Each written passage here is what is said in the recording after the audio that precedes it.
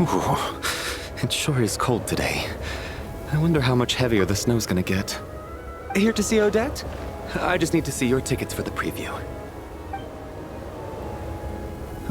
Perfect. Thank you. I'll hold on to your tickets. Come on in. It's freezing outside.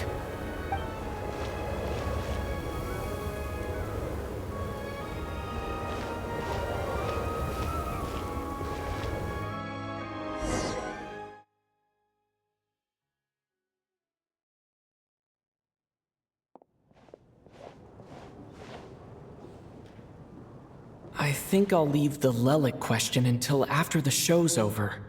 Then I'll go find Odette.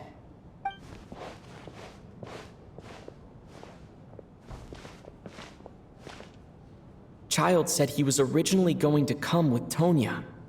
So I'm guessing Tonya's already here somewhere. Is there anyone here who looks like a Tonya? Let's see. It's a small audience. Makes sense for a preview. But wait, I do see some familiar faces. Mr. Chuganov's back again by the looks of it. Oh, and is that Mitya? And that Fatui officer, Valeriy. Guess he must be playing cat and mouse with Mitya again.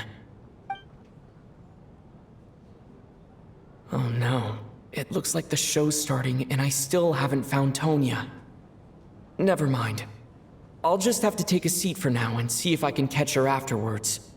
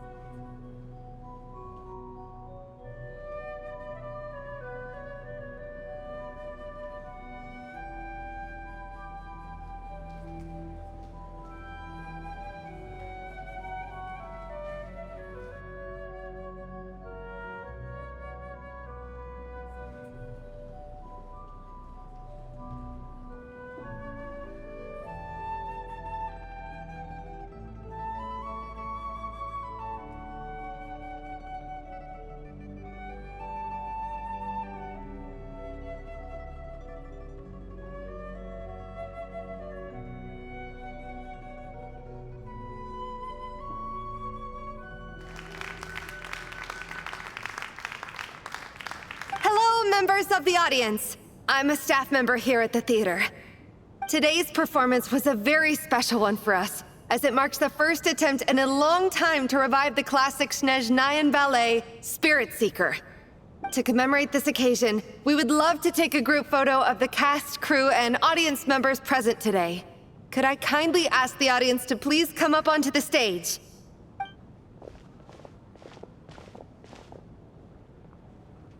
All right, everyone, huddle in a little more.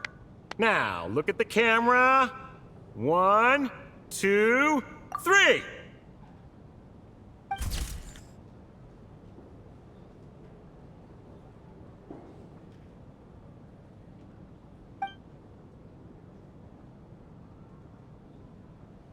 Are you quite satisfied, Mr. Energy Scientist? I rather hope you don't have any other escape plans to add to my workload today.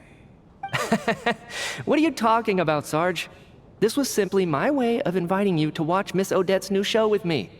And wasn't the performance spectacular? In the future, I heartily encourage you to take a leaf out of my book.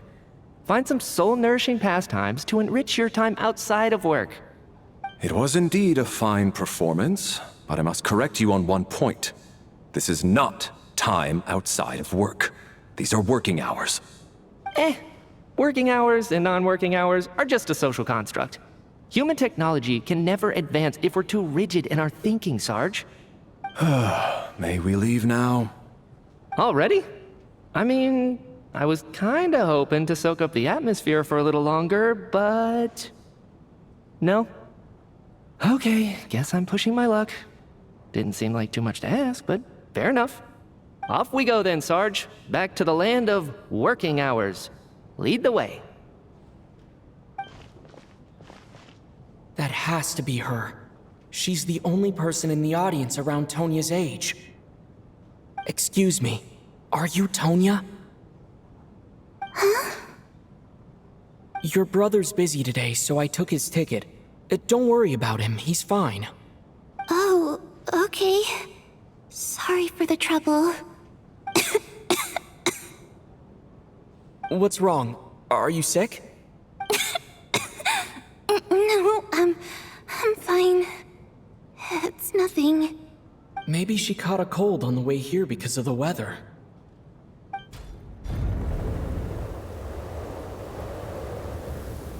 I haven't seen snow like this in a long, long time. It's most unusual. I know. It's completely white out there. You can barely see a thing. I've never seen such heavy snow in my life. Let's wait it out for now. You'd be lucky not to freeze to death in this weather, let alone find your way. Well, look at that. Maybe we shouldn't be in such a rush to get back after all. What do you think? Let's wait and see. Why do you need to take it so seriously? Fate has given us this wonderful chance to take a break. We owe it to ourselves to make the most of it. Come to think of it, there's a small inn not far from here that always keeps plenty of extra blankets on hand for guests. I know the route well. Shall I head over and borrow a few blankets? That way, anyone in a hurry can wrap up warm for the journey back. Just remember to return them next time you're over this way. Sir, there's really no need to go to all that trouble.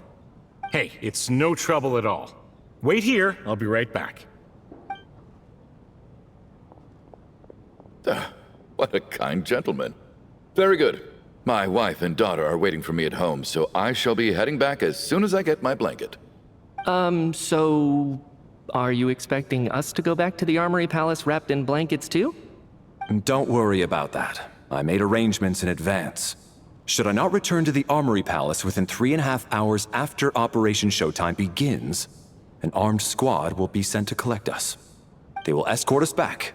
You are one of our key military personnel, so any weather-related risks must be eliminated. Operation Showtime? So, wait. Every single time you drag me back to work when I sneak out, it's a whole official operation? I gotta say, you've really turned this into quite a moral dilemma for me. It's snowing pretty hard out there. I think you should stay here for now. You seem a little under the weather. Sure. My brother might come pick me up in a bit anyway. Time to get to work. I should head backstage and find Odette. I need to look her in the eye and ask her about Lelik. Excuse me, are you looking for someone? A fan, I'm guessing? Today is just a dress rehearsal, so Miss Odette won't be meeting with fans. She's taking a well-earned rest right now. Sorry, but that area is currently off limits to everyone except the cast and crew. Bad timing, I guess. Well, I might as well stick around. I doubt Odette will be leaving before the snow lets up in any case.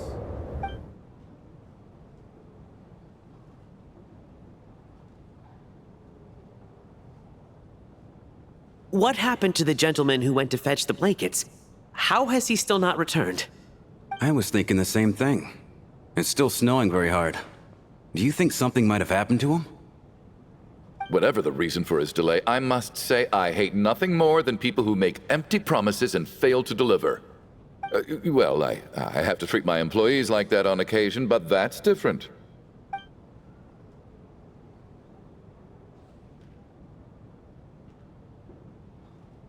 You seem anxious, Mr. Valeriy. It's been nearly 4 hours since I left the armory. The army should have arrived to extract us by now. They know how much I despise tardiness and disrupted plans. There's simply no reason that they shouldn't have shown up by now, barring exceptional circumstances. Surely a snowstorm like this one counts as such. Few things in this world can stop the Snezhnayan army, Mr. Mitya. And a snowstorm is certainly not one of them. Why don't you go out and take a look? They might be right outside, waiting for your orders before they dare come in. An absurd hypothesis. I have no intention of leaving your side for even a moment until I have escorted you back to the Armory Palace. This doesn't look like an ordinary snowstorm to me. That guy who left earlier, it looked like he just vanished into thin air. Either that, or my eyes were playing tricks on me. A man-eating snowstorm? Come on. Night hasn't even fallen yet. Spare us the ghost stories.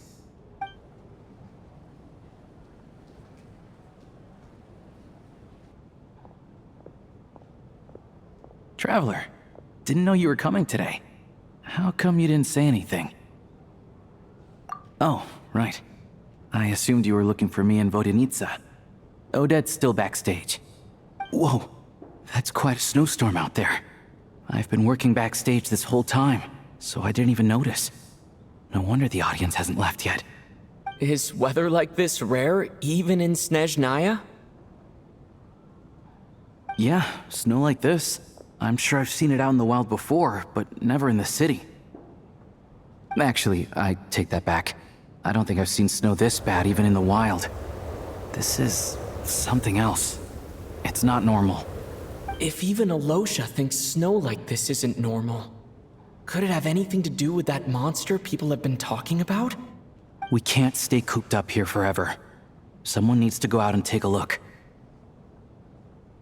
No need. I have plenty of experience with snowstorms. Besides, I work here while you're an audience member. I should be the one to do it.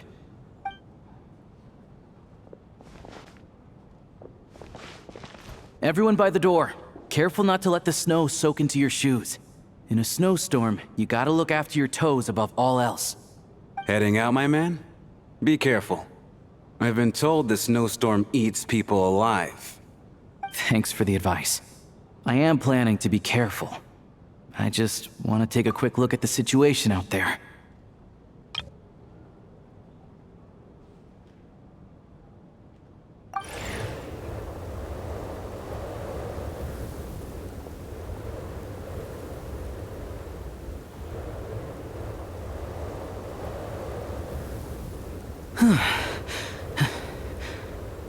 He's back! He's back!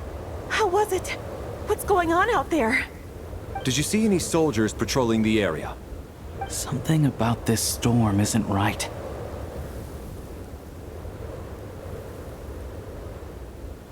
There's no one out there.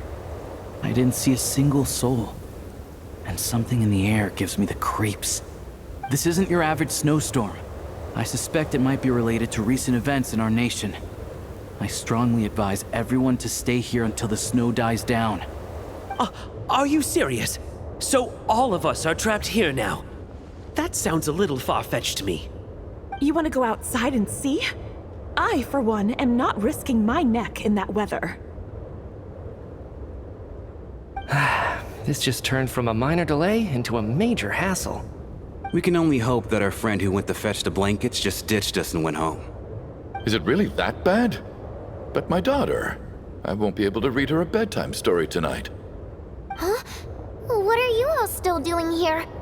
Whoa! It's snowing hard! So now we're stuck here? Oh, this is terrible! Luckily, it was just a dress rehearsal today, so there aren't too many people here. On the bright side, The theater's always well stocked with supplies. If the snow still doesn't let up as we get into the evening, you can spend the night here, everyone. At least, I assume that's alright? Odette? Fine by me. This seems like a sensible backup plan under the circumstances. My thanks to the theater for being so accommodating. What are you staring outside and praying for, my man? You anxious to get home too? Oh, Your Majesty the Tsaritsa, I beg you, please do not let tonight's snowstorm stop. This is a golden opportunity to spend the night under the same roof as the 2 top stars in all of Snezhnaya. It's a once-in-a-lifetime experience. I think I've changed my mind. Sir, if you so much as look at us funny, you'll be seeing stars in a whole other way. Behave yourself, or you'll be begging for that blizzard. It's getting colder. We need to keep the indoor temperature up. Close the door and lock it tight. Let's head somewhere warmer.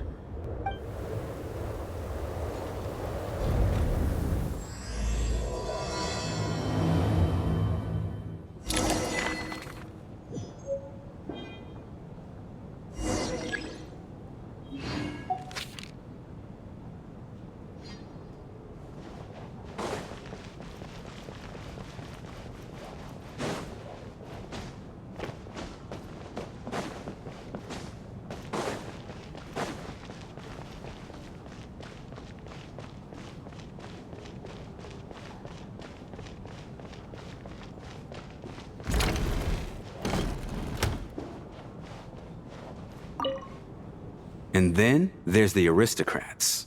Easiest of all to deal with. You don't need to use any force whatsoever. All you have to do is show them the rope you plan to tie them up with. Do you know why? I don't. Do tell. Because nothing horrifies them more than the thought of a cheap, coarse rope leaving creases on their precious million Mora coat. They'll do whatever you ask to avoid that fate. Unexpected, but funny nonetheless. Tell me another one. Well, look at that. I got myself a new listener. Hey there. Let me introduce myself.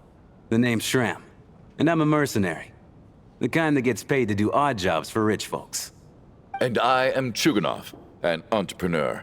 If my name is unfamiliar to you, you will no doubt have heard of my factory, the renowned Iskra manufacturing plant. Are you really that famous, Mr. Chuganov? How come I've never heard your name before? Excuse me? Is that a joke? Or are you being serious? Oh, I'll have to ask my rope later. It's probably tied up more entrepreneurs than I've ever heard of.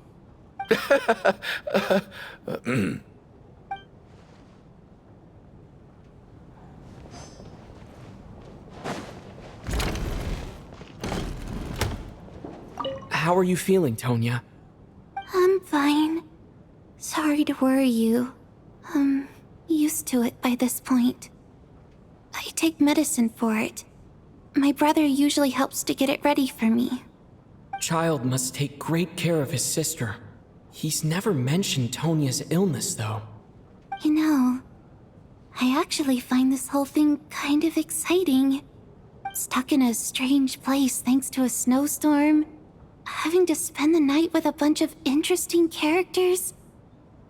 It's pretty cool, don't you think? Exactly.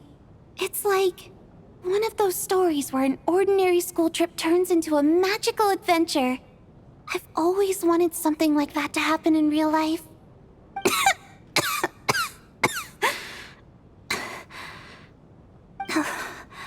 I'm fine, really.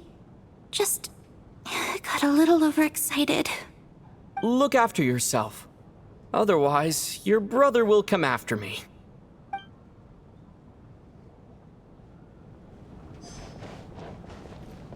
My husband has major trust issues. To him, I doubt even this snowstorm is a good enough excuse for me to stay out all night. That's the price of marrying into wealth. You'll get used to it. I'm not about to stop you if you want to leave, but don't drag me along. Hello? Can I help you?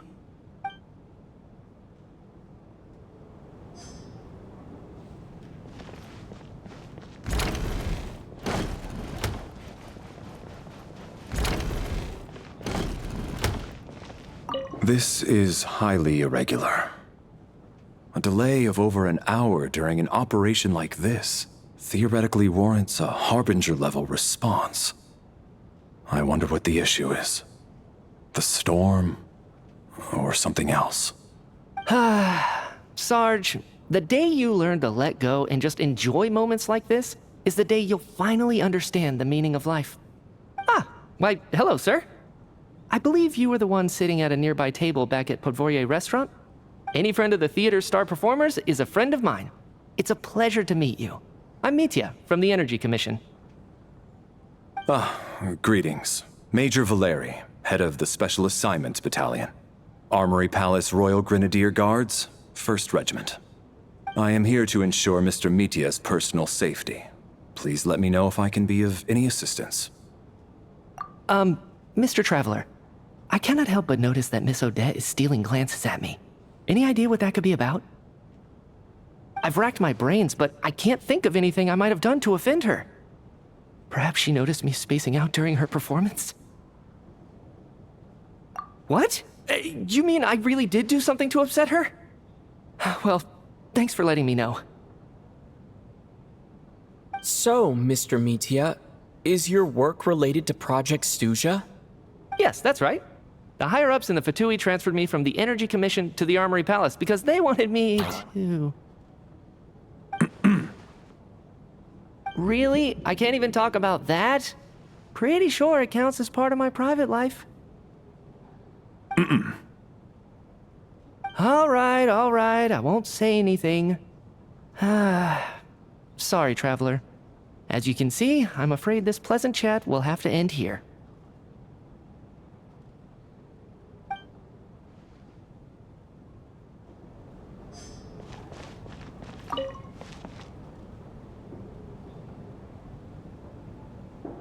I don't think it's ever been this lively backstage before. I didn't know you were coming today. Hey, have you seen Chuganov? I heard he was coming today. Have you spoken to him at all? I'm with you. This could be just the chance we need. Yeah, I gotta figure out a way to coax some more intel out of him. I want to know why he suddenly changed his stance on Project Stuja. What exactly happened before the most recent Vecha vote? For the Rokad, or just out of personal interest? Shh! There are other people around. Don't say the R word.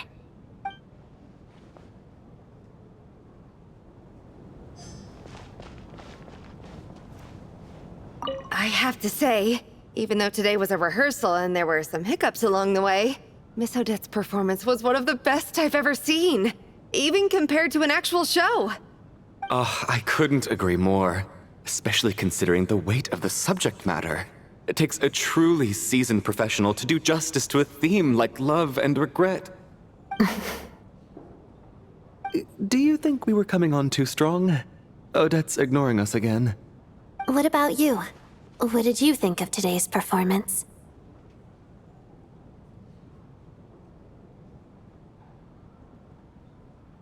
Really? That means it wasn't captivating enough to draw you in. I'll work harder to win you over next time. I'll make sure to save a ticket for you when the show's performance ready. This doesn't seem like the time or place to bring up the subject of Lelik. I need a chance to speak with her in private. So unfair. Talk about double standards. And now it looks like I've been spotted.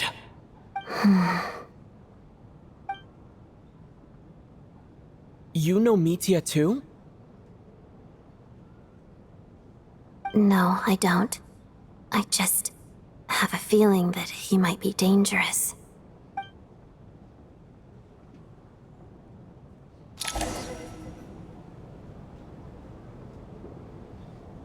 How's it looking, Alyosha? No change from this afternoon. Heavy snow with no sign of slowing down. May I have your attention, please? The storm is unlikely to stop tonight, and it'll be even more dangerous outside at night than it was during the day. We at the theater owe everyone here a duty of care. Therefore, we strongly suggest that you stay on site overnight and avoid going outside unless absolutely necessary. In a few short moments, we'll give you a tour of the theater's various quarters. You can choose to sleep in the VIP room, the office, or backstage. Or on the stage if you'd prefer. We won't mind. I'll pass on sleeping on the stage. What if the snow is stopped by tomorrow morning? The early birds in the audience might think we're part of some experimental new show. A drama about sleeping? That could be fun. Maybe we could come up with a title for the production. What? Gotta admit, I didn't get that one. Anyone who doesn't wish to sleep on the stage, please follow me. I'll show you to the rooms.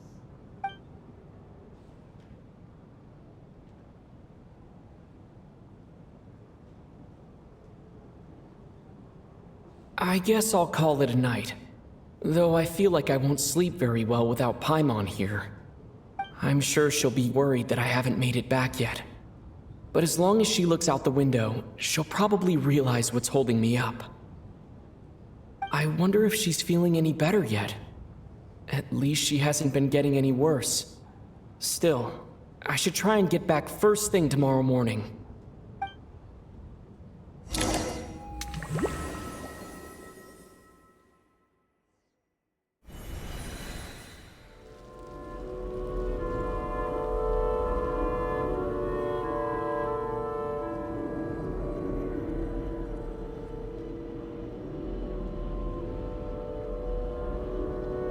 Ah, finally! Welcome back to the world of the living, lazy bones. I was about to wake you.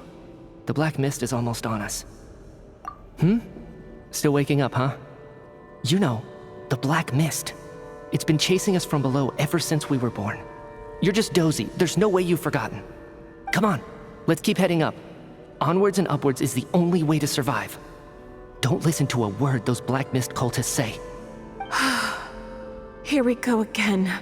That endless march toward survival. What's going on? That black mist down there is creeping me out. And it's rising. Guess I should head upwards and get away from it. The black mist cultists believe that being swallowed by the black mist leads to everlasting peace. But if you ask me, they're just lying to themselves. We're the only heretics left. The only ones who refuse to give in. We have to keep going. But how do you actually know that they're wrong? Dangerous question there, Torgov. The moment your faith wavers, you start a chain reaction that ends in the collapse of your will. Put the question out of your mind. Stay strong and believe that the black mist means certain death. Okay, but it's not my mind that's the problem. My body's about to give up on me. It's already starting to falter.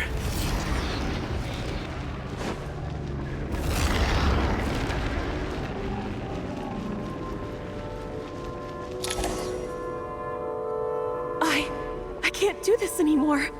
I've had enough of being forever on the run. What's the point of it all? All this will pass eventually, I promise. Keep fighting. It will be worth it. You accuse the Black Mist cultists of being liars. But you're lying too. There is no end to this path. It keeps going up forever. There was never any hope to begin with. The cult of the Black Mist has poisoned your mind, Sobolova. Are you thinking of giving up as well? I am. I think I'll take my chances with the Black Mist over this perpetual torture. As much as I detest the Black Mist cultists, I'm just too weary.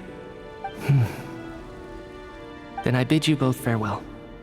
Let me put my personal opinions aside for a moment and say, I hope that you both find peace within the Black Mist. Fate always appears so impossibly complicated. But at moments like this, its raw simplicity is laid bare. Their fate was sealed from the instant they entertained doubt. From then on, the outcome was both inevitable and irreversible. Let's go.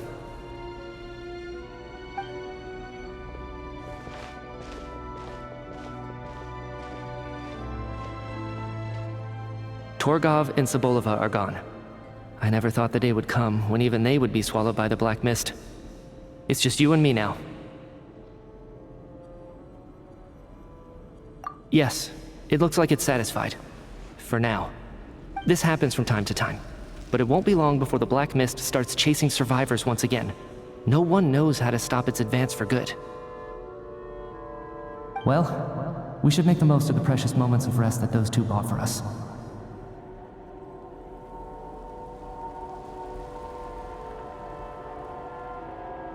Huh?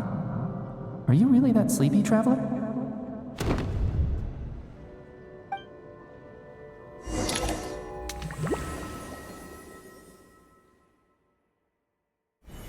Ah!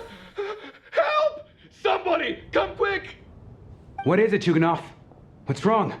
Huh? Is it morning already? What's all the commotion? Sounds like it's coming from next door. I should check and see what's going on.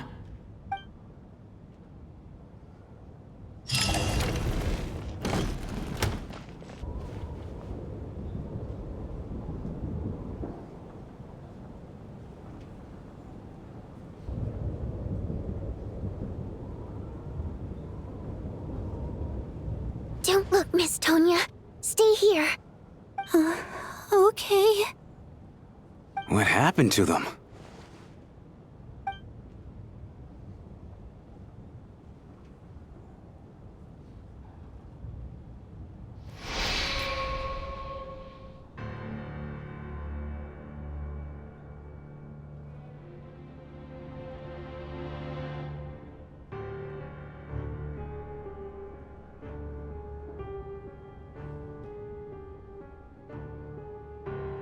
These two people have passed away.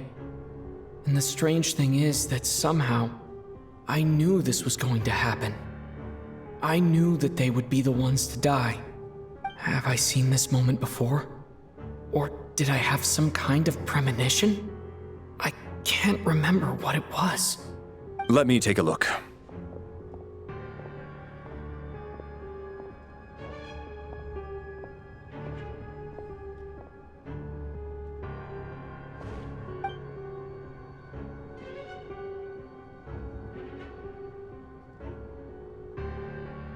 No vital signs in either of them. They're dead. The cause of death, however, remains unclear. No wounds on the bodies, no signs of a struggle, and no skin discoloration caused by the buildup of toxins. But just last night, they were chatting and joking away. This is so sudden. Could they have had pre-existing medical conditions? Even then, the odds of them both dying of sudden complications on the same night are extremely low. It's hard to believe that they died of natural causes, nor does this appear to be a suicide. Who was the first to discover the bodies? It was me. But these deaths have nothing to do with me, officer. I got up early because I wanted to see if the snow had stopped. Then I noticed that the door to this room was open, and it looked like there was a man and woman inside. I just went over to see what was going on. I had no idea they were... I can corroborate this. I was doing my morning exercises near the stage. When I saw Mr. Chuganov heading this way, I followed him. I can also confirm that I didn't see a single person approach that room before him. The snowstorm was raging all night, and it's still going now. There's no way someone could have come in from outside, correct? You mean an intruder? No, not possible. I slept by the door last night as a precaution. There's no way I wouldn't have noticed if anyone had tried to open it. Everyone, split into pairs and search the theater for anyone in hiding or any signs of suspicious activity. I'll follow up with a full search of my own shortly. Go. There is no time to waste.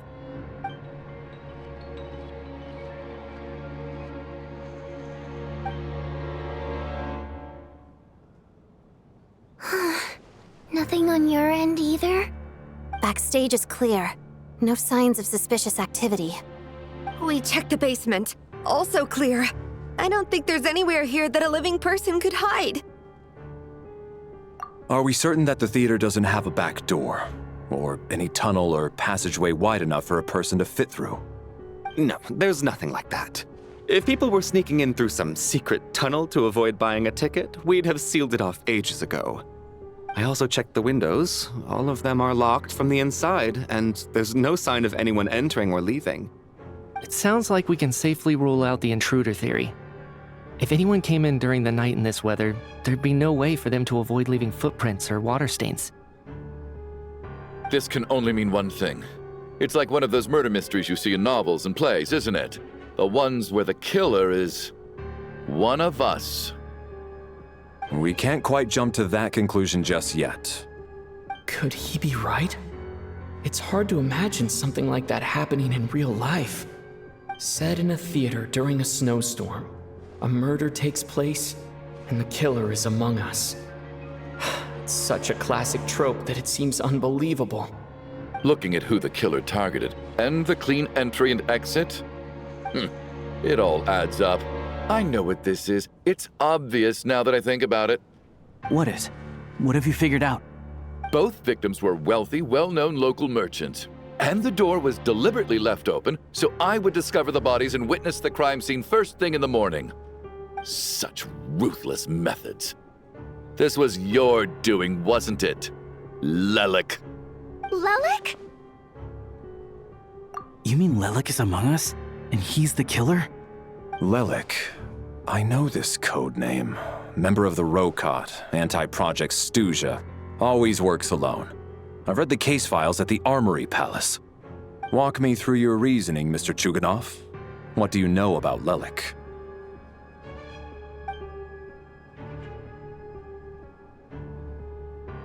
What now, huh? What now, Lelik? What more do you want from me? I already voted against Project Stuja at the Snezhnograd Vecha. You snuck into my house the other day while I was asleep. Left a threatening letter. And I did all that you asked. But Project Stuja cannot be so easily shaken. Not with the rooster in charge.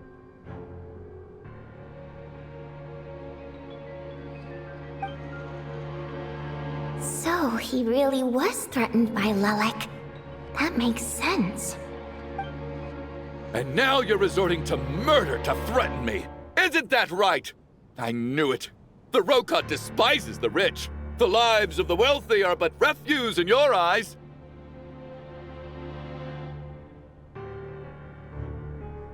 Show yourself! Which one of you is Lelik, Tell me! I'll do whatever you want! Just stop playing these mind games!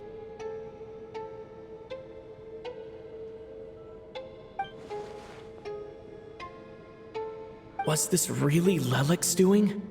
Would Odette really do something like this? If Odette really is Lelik, this seems out of character. But then again, how well do I really know her? I'm probably the only one here with a compelling theory about Lelik's true identity. But if I reveal it now, I'll be putting Odette in the line of fire. What should I do? I don't think it's likely that Lelik killed anyone. At least from the stories I've heard, he's never killed anyone before. And his name has never come up in connection with any murder cases.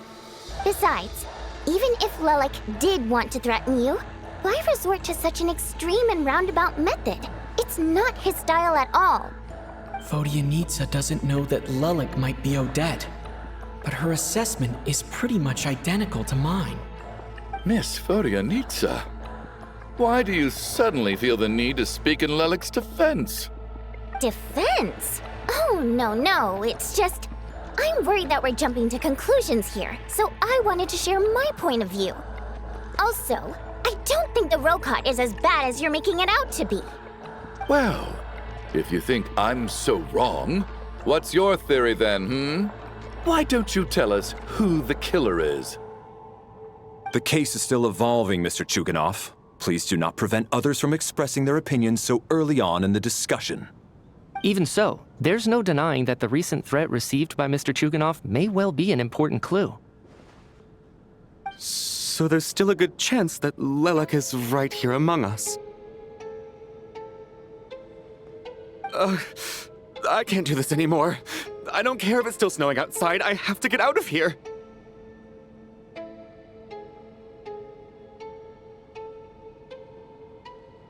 Whoa, take a beat.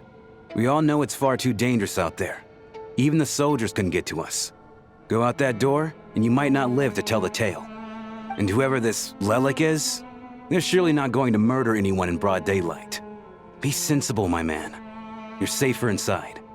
As much as I regret having to say this, I'd like everyone to cooperate and refrain from exiting the premises until further notice. Because as things stand, every one of us is now a suspect. Unless anyone has further information to share, let's adjourn for now. Feel free to keep searching for clues, but make sure you don't go off alone.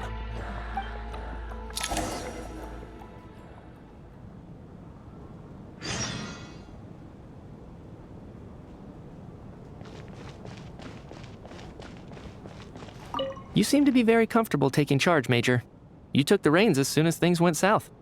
I simply made an executive decision that someone needed to take control of the situation on the military's behalf. Does this offend you? No, quite the opposite. We feel much safer for it. By the way, what does Major mean exactly? Is it a pretty high rank?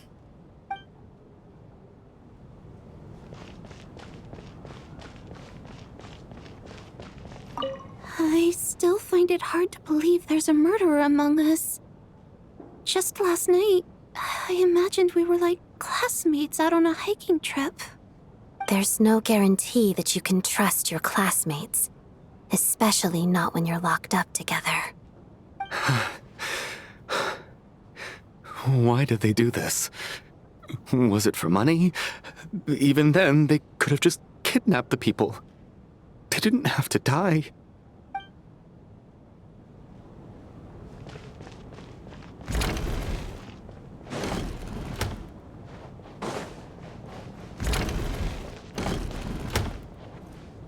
You're right, that was my bad. It was a knee-jerk reaction. I didn't think it through. Luckily, no one suspected my identity. Oh, phew. It's just you.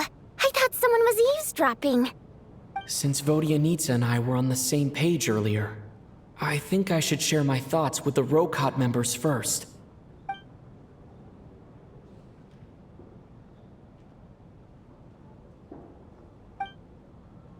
Whoa. Are you serious? I don't know if this counts as gossip, but it's definitely on track to be the juiciest this whole year. Odette? Really?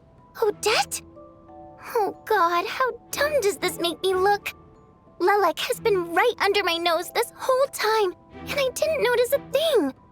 Actually, it's exactly what you'd expect. Sometimes, hiding in plain sight is the best strategy. And now that you mention it, the more I think about it, the more sense it seems to make. It all adds up. What are we up to now? 1, 2, 3, 4... Odette's identities. She's my coworker, specifically a ballerina, and also a Fatuz, a member of the Rokot. Now, Lelik. It must be so exhausting. I just want to give her a hug. I guess since I've always known her as a member of the Fatui, it never even crossed my mind that she could be involved with the Rokot, let alone be Lelik. I don't understand. If she's with the Fatui, what reason could she have for being so opposed to Project Stusha? Probably best if you ask her that in person. Well, since you waited until now to bring this up instead of announcing it to everyone earlier, does that mean we're all on the same page here? Yeah. Lelik may not follow orders from the Rokot leadership, but as far as I'm concerned, she's never crossed the line. If anything, her actions benefit the poor. We need to confront her face to face. Do you think she'd really admit to being Lelik? I don't know. We'll have to see how it goes. For now, we'll work on the assumption that she didn't kill anyone, and see how much she's willing to tell us.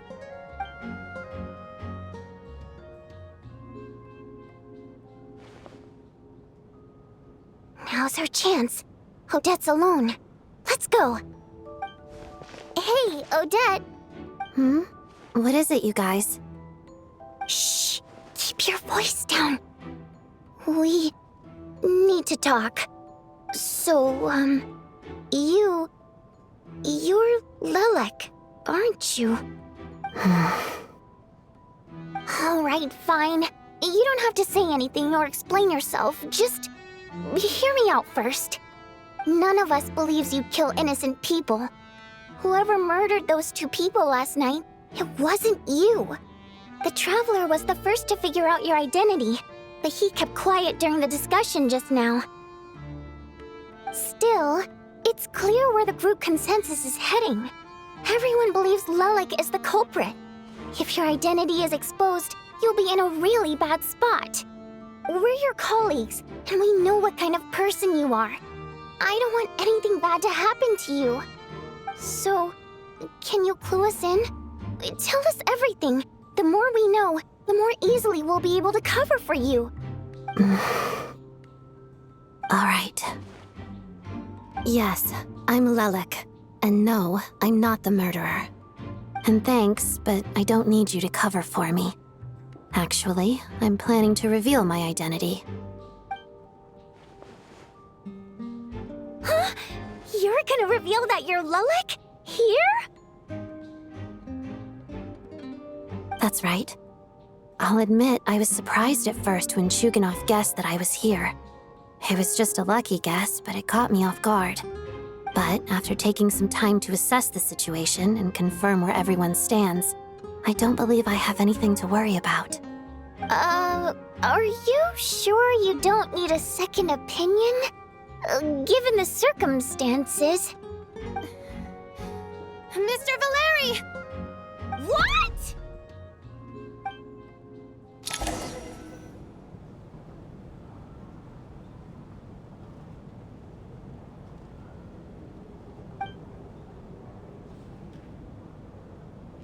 So... Odette is Lilac? I don't know what game you're playing, but you've got a lot of nerve. It's just one identity. So what if it's exposed? I can disappear and adopt a new identity anytime I please. I made my peace with this when I chose to become Lilac. But more importantly, I promise I am not the murderer, which means that someone else is. So, if anyone still insists that I did this, you'd best produce the evidence now. Otherwise, I suggest that you bite your tongue. Because if you really believe I killed 2 people without making a sound or leaving a trace, pointing fingers at me would surely only make you my next target. Is this really the truth, Miss Odette? That's confidence, all right. I believe you. A real no-nonsense attitude. I can see why Marionette said that she's on track to inherit the title of the Fair Lady. Are you seriously buying this? Hey, officer! She just admitted to being Lilac. Aren't you going to do something about this? I do have one question, Miss Odette. Why have you chosen this moment to come forward and reveal your identity? If I didn't say anything, everyone would be focusing all their efforts on finding Lilac. And that is exactly what the real culprit wants. I don't want to be the scapegoat who lets the murderer get away with this crime. Despite all the accusations, she made the smart choice. A remarkable display of rational thinking under pressure. Clearly, Odette's talent extends far beyond the art of dance. She thought so far ahead. Ugh, why do I always feel like I'm one step behind her in everything? You've convinced me. Dealing with the murder case remains the top priority right now. Let's put the name Lilac and all related incidents aside until further notice. Nevertheless, the group still considers you the prime suspect. I assume you have no quarrel with that, Miss Odette? I understand. You're welcome to keep an eye on me around the clock. I have no objections. Mr. Chuganov? For my wife and daughter's sake, I'll let you off the hook for now. But don't think you're forgiven for breaking into my house and threatening me. Just wait till we get out of here, Lilac.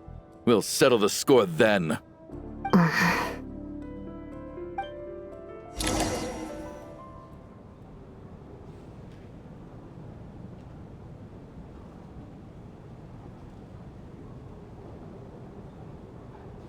Good work, Lelek guard team. And Lelek too. Here, have some hot water.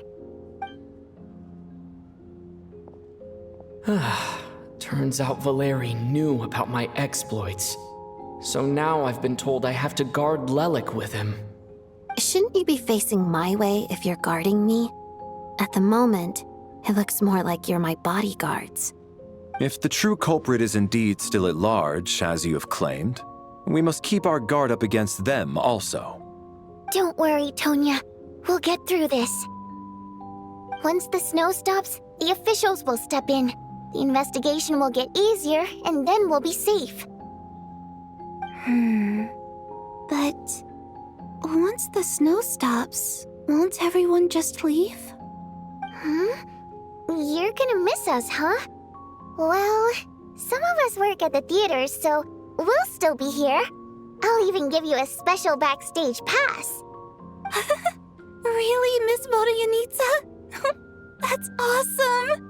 You've made a fan for life. Aw, you're so cute, Tonya. All right, let's swear to it. I promise to give you the pass, and you promise to never change your mind about being my fan. Promise. Don't indulge her, Tonya. You don't have to swear an oath over things like that. You really do get carried away sometimes, don't you, Miss Vodyanitsa? Hey, mind your own business.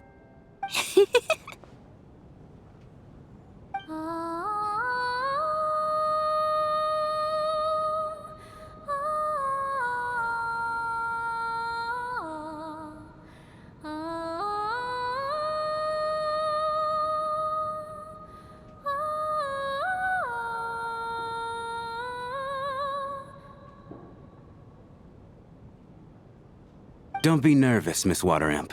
Everyone's here. There's nothing to be afraid of. Excuse me?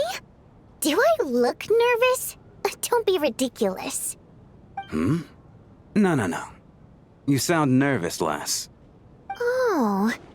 Wait, but how... Okay, plenty of people know that I'm a water imp, but still... How come you understand our primary mode of expression?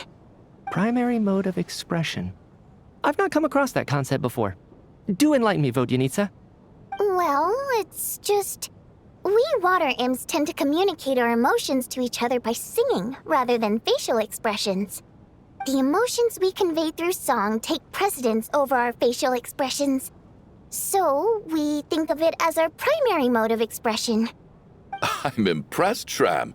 I didn't take you for a man of culture, but you're clearly rather learned.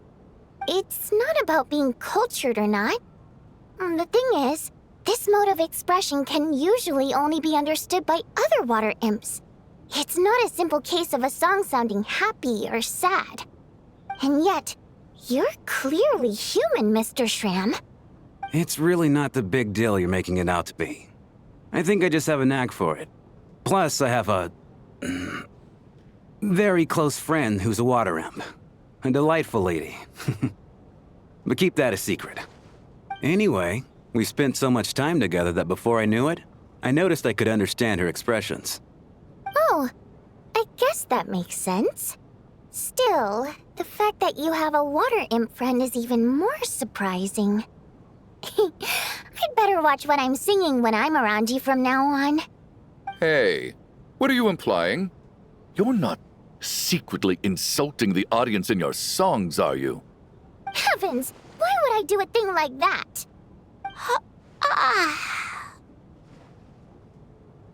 It's getting late.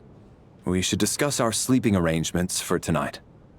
To guard against the killer, someone needs to keep watch. I suggest that we don't sleep in separate quarters tonight. It will be safer if we all stayed together. As long as someone keeps an eye on Lelek, I'm quite sure we won't have any trouble. Are you saying that you wish to bet your life on Miss Odette being the killer? Nonsense. Of course not. Then I propose the following arrangement for tonight. The Traveler, Odette, and I will form the Night Watch. We'll sleep in shifts, but 2 of us must be awake at any given time. An excellent idea. This allows us to handle the night watch while also keeping an eye on Lelik. Meanwhile, the rule of taking shifts in pairs resolves the other issue. Namely that we can't necessarily trust the Traveler or Valeriy either. I expect that plan took you quite some time to come up with, didn't it? Actually, our field combat manual outlines a similar approach. Although the scenario there involves guarding prisoners overnight during field operations. That being said, I must clarify that I harbor no disrespect towards you personally, Miss Odette. In fact, Lelik's numerous covert operations make fine textbook examples for military agents. I care less about respect and more about the fact that you just robbed me of 2/3 of my sleep tonight. I'm calling dibs on being the first to rest. Good night.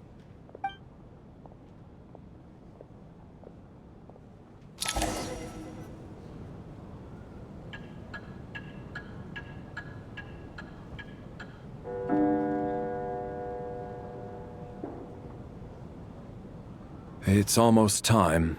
We should wake Odette. How are you faring? Oh, not going to argue with that. I'll take a quick nap. If you start to feel sleepy, wake me up anytime. It's finally time for Odette and I to share the night watch. I should wake her up.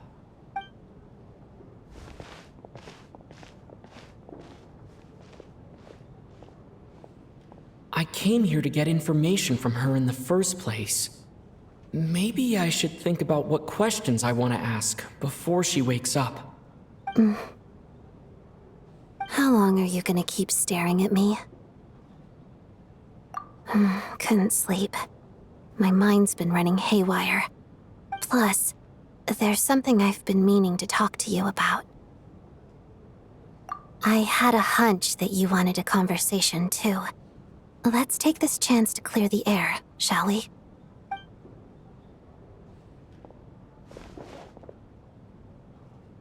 I just had a simple question for you, really. It's, Rosaline. In her final moments, did she have any last words or anything? I see.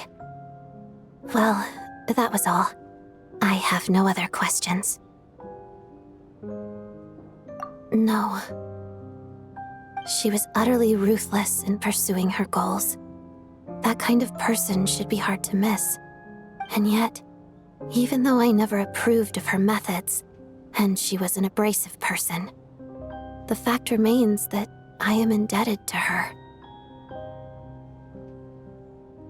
Oh, she told you.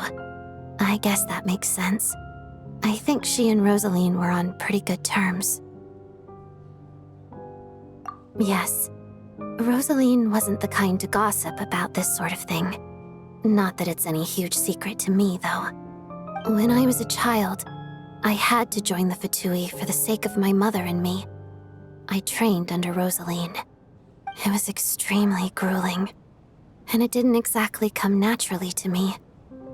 All I could do was try to ignore the biting cold and practice.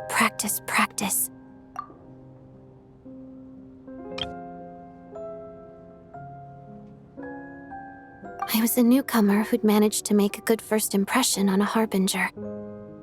There was pressure to live up to her expectations, to be worthy of the fair lady's reputation. Every day was a struggle against the cold, pain, and fatigue. And most nights, I struggled to fall asleep. After enduring all that, I've become almost immune to the sensation of pain. I suppose that was the cost of survival. Surely, any child who had to experience that would grow to hate her lot in life, don't you think? So, I put an equal amount of effort into my ballet. Because in my young mind, that was the only way to defy my fate. It was my way of telling her, the Fatui's demands and your expectations of me are not what I wish for. One day, I will leave. I think she probably blamed my poor performance in training on my passion for ballet. She knew my heart wasn't in it. One time, when I was secretly practicing a dance at night, she suddenly showed up. I knew she was there to catch me red-handed. I told her, "You don't deserve to watch the dance I learned from my mother." She looked stunned. I guess she was surprised that I lashed out first, before she had the chance. But strangely enough, on that occasion, she wasn't fierce with me like she was during training. Instead, she fell silent for a moment, and then left. After that, she never interfered with my dancing or asked me how it was going. She never came to watch me dance again either. Not even once. She was. But even now, whenever I take out this core Ignis, I can't help but think of that night. Of the look on her face. Sort of. Although gift might be too kind a term. This is her flame sealed within ice. A symbol of her favor, yes, but also her way of keeping an eye on people. She knew the location of every piece of core Ignis. If any recipient started acting suspiciously, she'd be on to them immediately. Trust her to make even a mark of approval feel suffocating. So, when news of Rosaline's death reached Snezhnaya, many people immediately crushed their core Ignis. It gave them a profound sense of relief, like they'd broken free from her shackles. But I kept mine. With my sensitivity to pain being as dull as it is, the warmth from this core Ignis is one of the few things I can still feel clearly. I still wonder, did she really come to stop me that night? I wasn't sure, but I was scared, so I said some really awful things. I guess she didn't leave anything behind. Not that I expected her to. It's fine. It's just a bit of a shame that we couldn't settle our differences before the end. She did. Are you sure she was talking about this event? No, she didn't. I didn't even find out that she'd gone to Mondstadt until a while after she'd left. Wait, in that case... Okay, I will. Thanks for letting me know. There's something I'm trying to figure out. I'm beginning to suspect that Paimon's mystery illness is being caused by the energy research behind Project Stuja. Paimon's very important to me, so I have to get to the bottom of this. I figured that since you're Lelik, you might know something about all this. The ultimate goal of this energy experiment is to create a weapon for the final battle. The weapon's construction was completed in Nodkrai. Now, all that remains is to arm it with a sufficiently powerful energy. Yes, the weapon's development and all the related experiments are overseen by Lord Piero, the Jester, and the lab is located deep within the Armory Palace. I'm not sure why this experiment would be making Paimon feel unwell, though.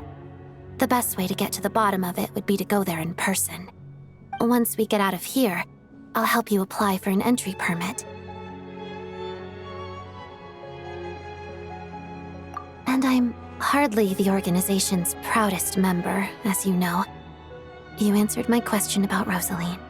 I want to do you a favor in return. It's that simple.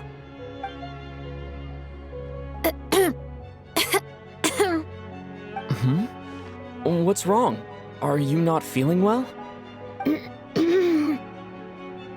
You two seem to be hitting it off.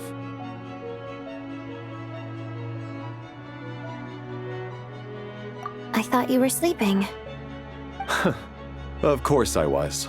In the military, one learns to fall asleep quickly, even in the most inhospitable environments. It's vital to staying alert and energized. Why? Is something wrong? Even if he was awake, he can't have overheard us, right? Well, thank you both for keeping watch. Traveler, I'll take over for now. It's your turn to get some sleep. Sure.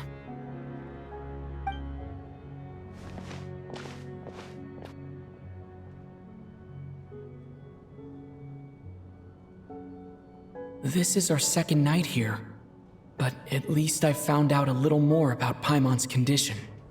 I hope she's been sleeping well the past couple of days. Why do I feel like I'm being watched?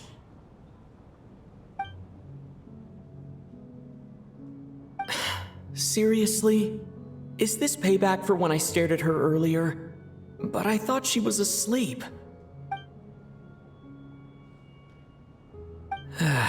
Never mind. I'd better try and get some sleep myself.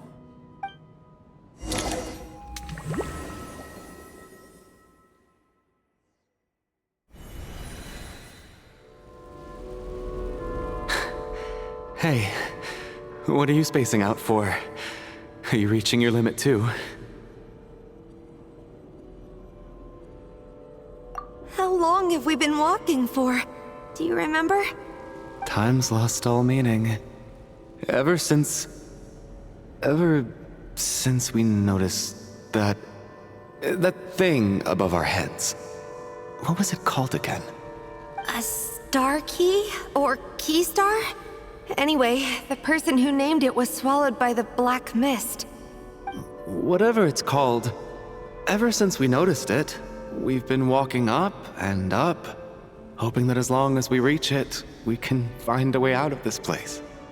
But it seems like no matter how far we walk, we never get any closer.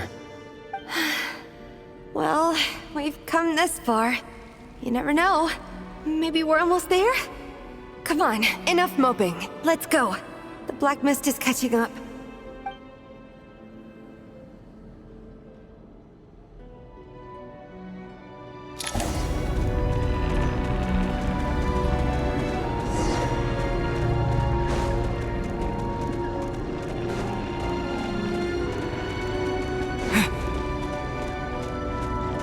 We got ourselves a straggler. Monsters! Watch out! Not again! I've lost count of how many times we run into them. Be careful. Hey, tough guy. Yeah!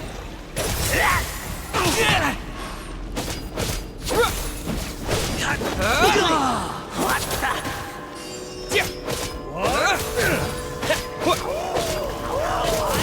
That's it!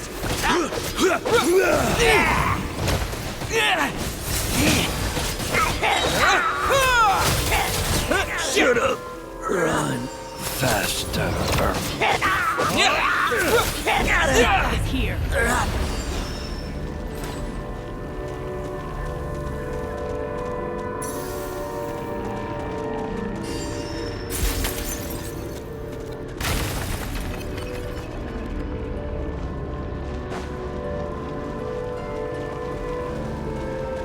We got ourselves a straggler. Here comes another one. Here they come again! Get ready! You wanna fight? Let's go!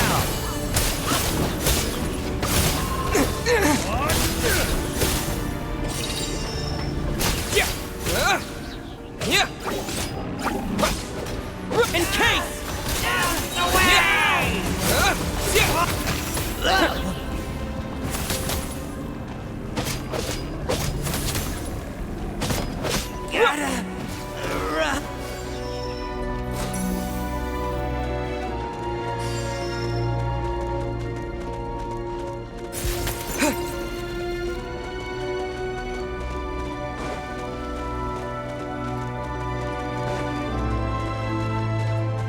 Monsters ahead of us. The black mist behind us. It feels like there's more escape. Back up is here. Shut up! Run faster.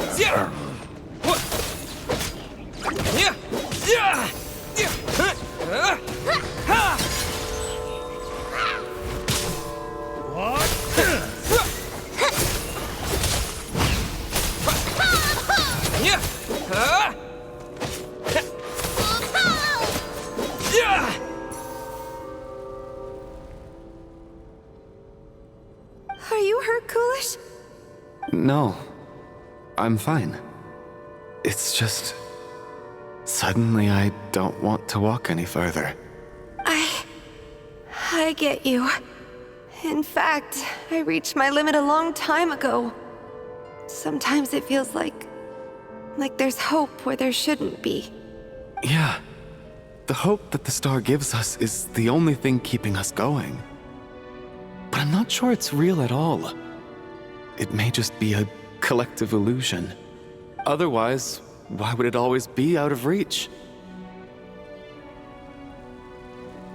We know you mean well, but you're only saying that to try and encourage us to keep going, aren't you? Thank you, friend. But enough is enough. Please don't give me any more false hope. Hope is poison in this place. You're going to continue, aren't you? I admire that. I've given up, but I wish you the best. May there come a day that you catch up to the star and leave this godforsaken place.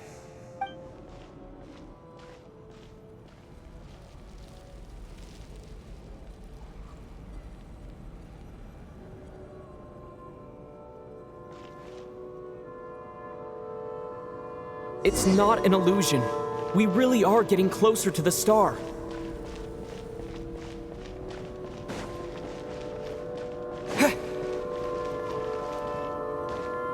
Congratulations. You're the first person to make it here.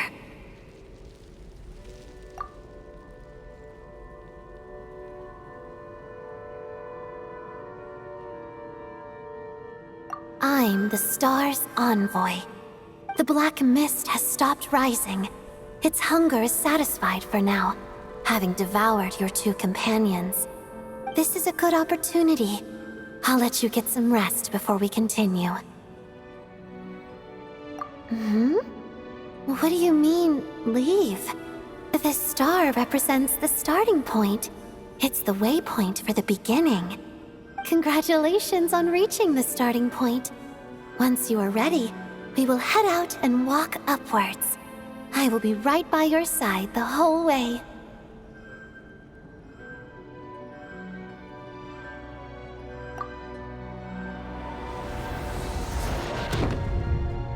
Huh? What's wrong? Hey, don't give up before the journey's even begun.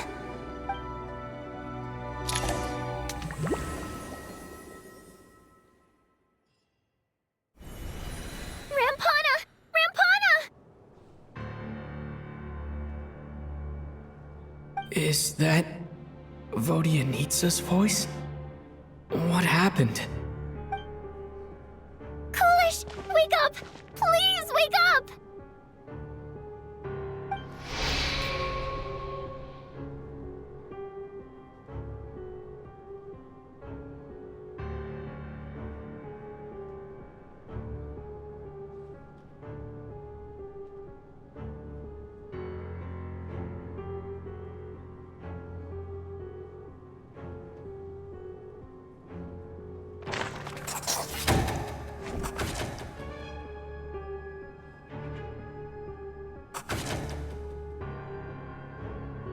The situation is identical to that of the two casualties yesterday. We cannot ascertain the cause of death. At least there are some elements that we can rule out this time. They slept on the stage with everyone else, so I suppose the surrounding environment can't be a relevant variable. Rampana. Coolish. Weren't some of us keeping watch last night? 3 of us, in fact. How could you not notice something was wrong? I'm as confused as you are. Certainly nothing unusual happened on my watch. Likewise, and from what I've observed so far, both Miss Odette and the Traveler can be trusted.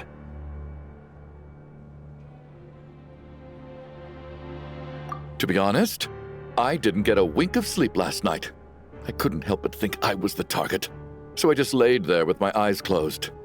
I heard the Traveler and Lelik chatting, but otherwise I don't recall hearing any commotion during the night. Me too.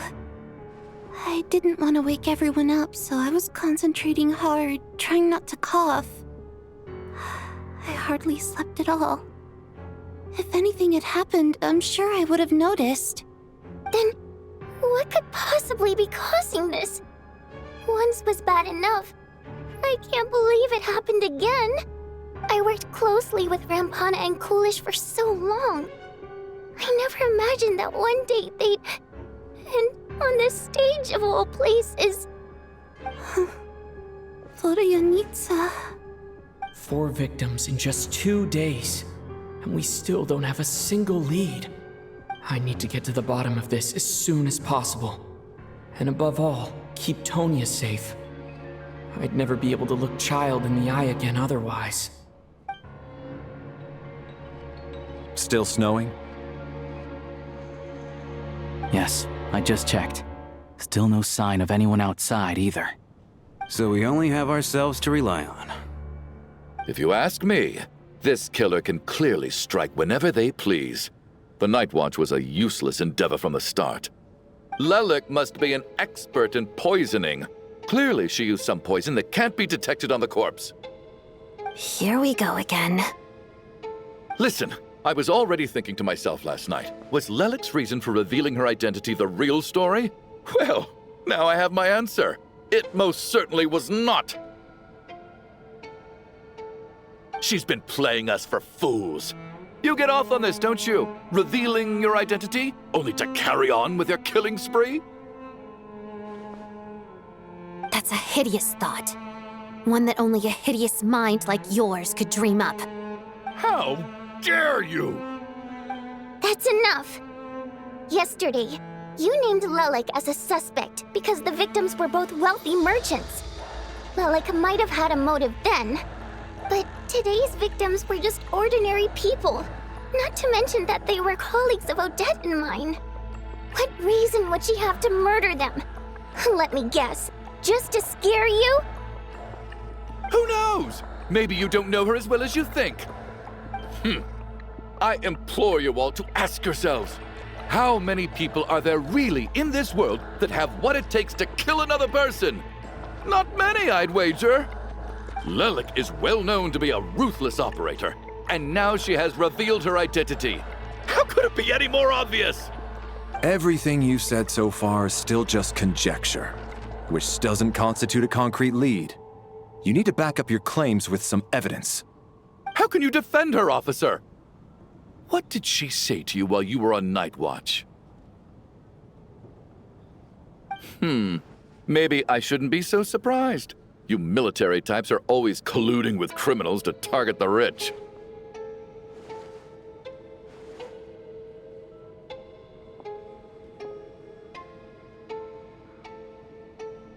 All so you can get your grubby paws on our hard-earned fortunes, then tell us to fall in line. The Fatui, the Druzhna, and the Rokot. Thugs, the lot of you.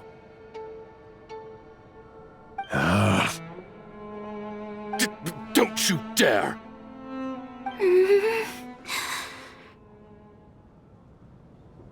Sir, but...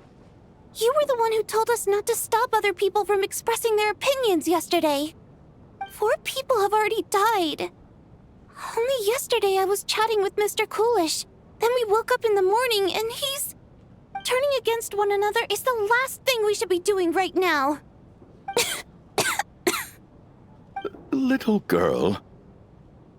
Even if Mr. Chuganov is a puffed-up, pig-headed windbag who doesn't have a clue what he's talking about, he's still one of the victims here, isn't he?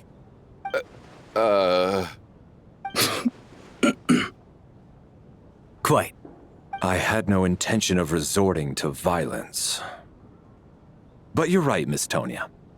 I ought not prevent him from speaking his mind. In any case, I believe Mr. Chuganov has calmed down a little now. We may resume our discussion. I don't think there's any need for that. What is there to discuss? Nothing about this situation is normal. Did you have an idea, Mitya? You're the brainiac here, right? Come on, clue us in.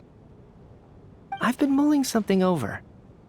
All the leads we have so far concern things from outside the theater. Miss Odette's alter ego, the threats Mr. Chuganov received. But then there's the 2 double murder crime scenes themselves, which have given us absolutely nothing to go on whatsoever. That's highly unusual. Even with the most careful killers, there's always some evidence left behind. So what are you suggesting? I think this could be a supernatural event. It isn't characteristic of human-on-human homicide at all.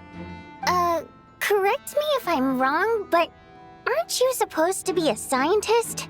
That doesn't sound like a conclusion someone like you is supposed to make. I got into scientific research because of my insatiable curiosity. But if the present situation defies all known scientific explanations, I don't mind shifting my curiosity toward the paranormal instead. Now that you mention it, I remember when I first came to the theater. I heard rumors about this place being haunted. Haunted? Yeah, I think I heard the same thing. But I mean, they're only rumors, right? We've worked here for years. Surely we would have noticed any spooky goings-on by now. Well, this has taken an unexpected turn. A haunted theater? If Paimon were here, she'd probably be hiding behind me in fear right now. Why don't we take this opportunity to look for clues again with a more open mind? Maybe a different perspective will help us see something different. Very well.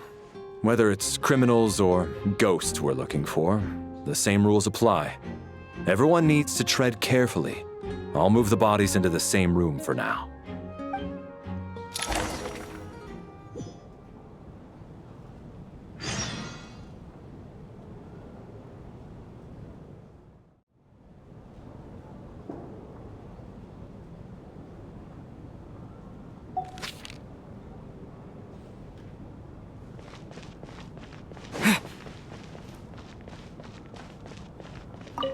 I need to think very hard about whether there's anything that ever needed hiding.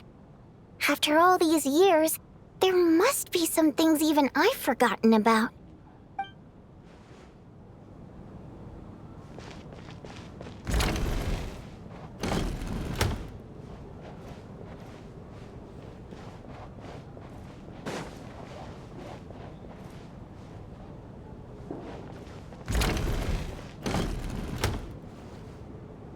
Valeriy, come take a look at this.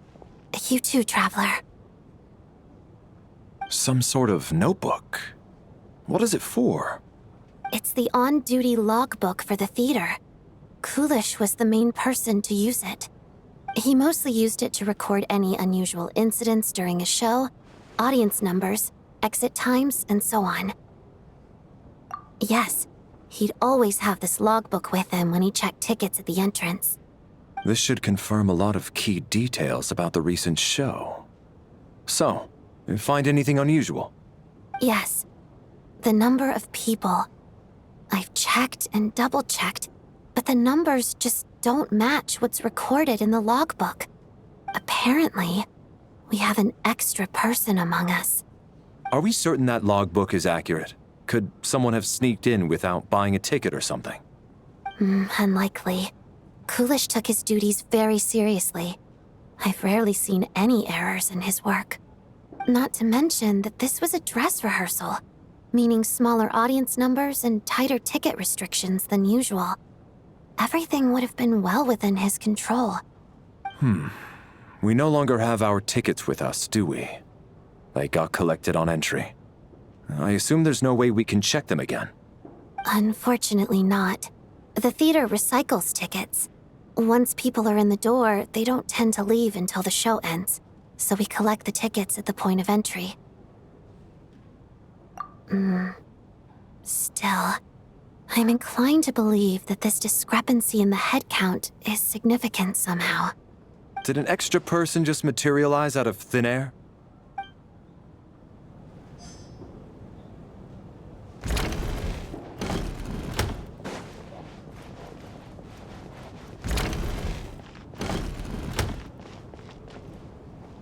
Tonya, did you find anything? Not yet. Still looking. So... Are we supposed to be looking for something paranormal? I think I'd prefer teaming up with you than looking around on my own. This looks like somebody's notebook. Shall we read it together?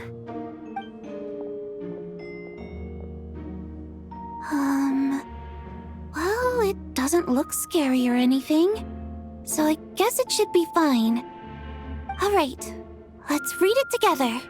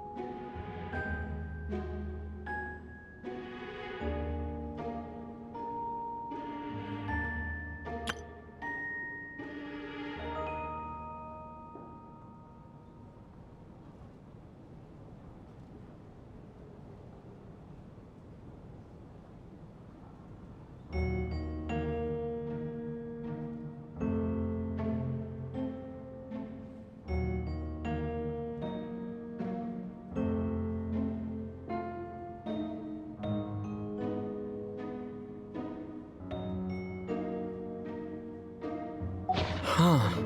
This has to be Vodyanitsa's writing, surely. Maybe it's a little rude for us to peek at this.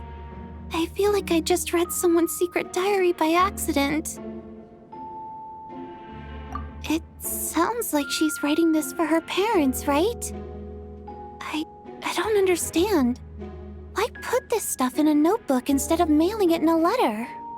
Because her water imp parents belonged to the aristocracy, who were driven out of Snezhnaya by the Tsaritsa long ago.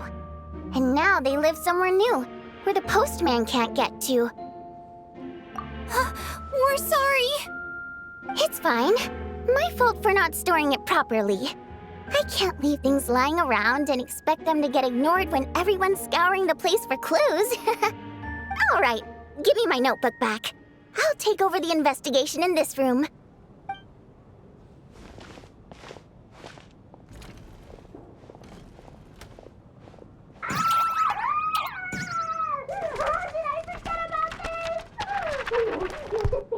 Oh God, and this one. Oh my. Why am I so embarrassing?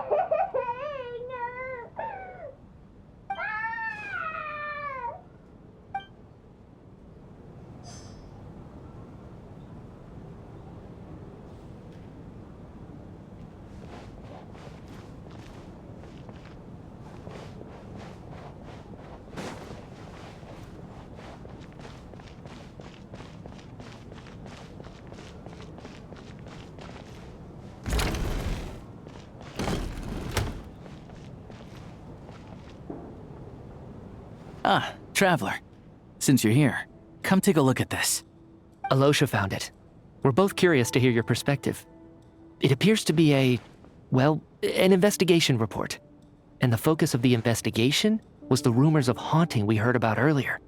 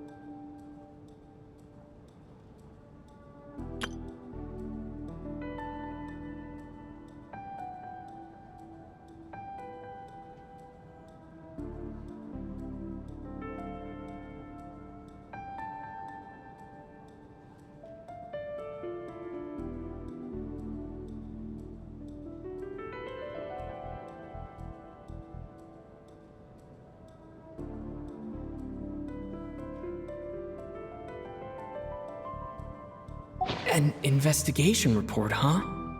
Looks quite old. This person's name looks to be of Sumeru origin to me. Was the investigator from Sumeru? The theater manager must have hired an investigator once specifically to look into this issue.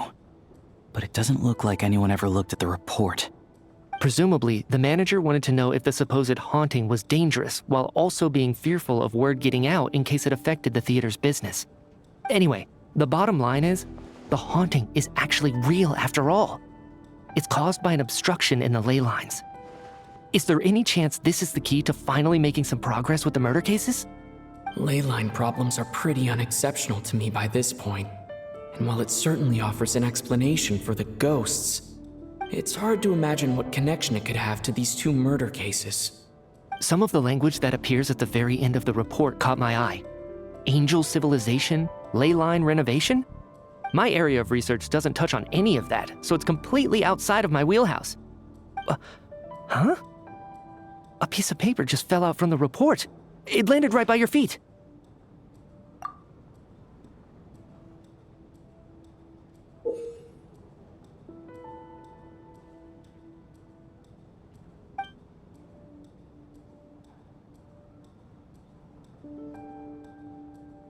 How unnerving.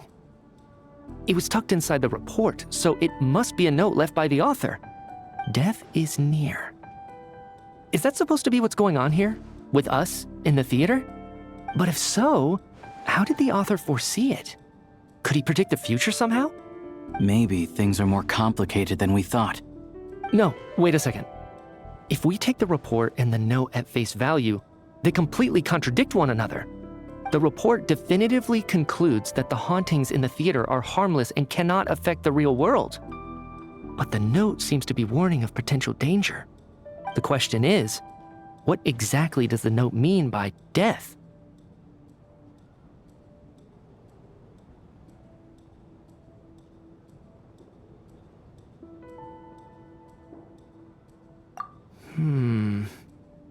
The various ways we could interpret this keyword lead in completely different directions.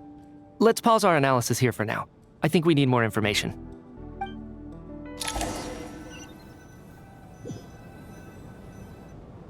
If we take all this together, it's not impossible, is it? If anything, it's the natural conclusion. Oh, I beg to differ.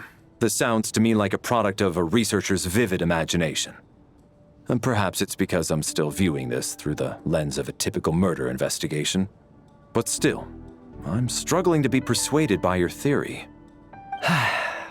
Does it really sound that far-fetched? All right, well, let's treat that as speculation for now. I do agree with what you've said, so let's go with your idea for now. Good. Okay, now that we finally have some meaningful leads, I think it's time to reconvene. Let's get the others.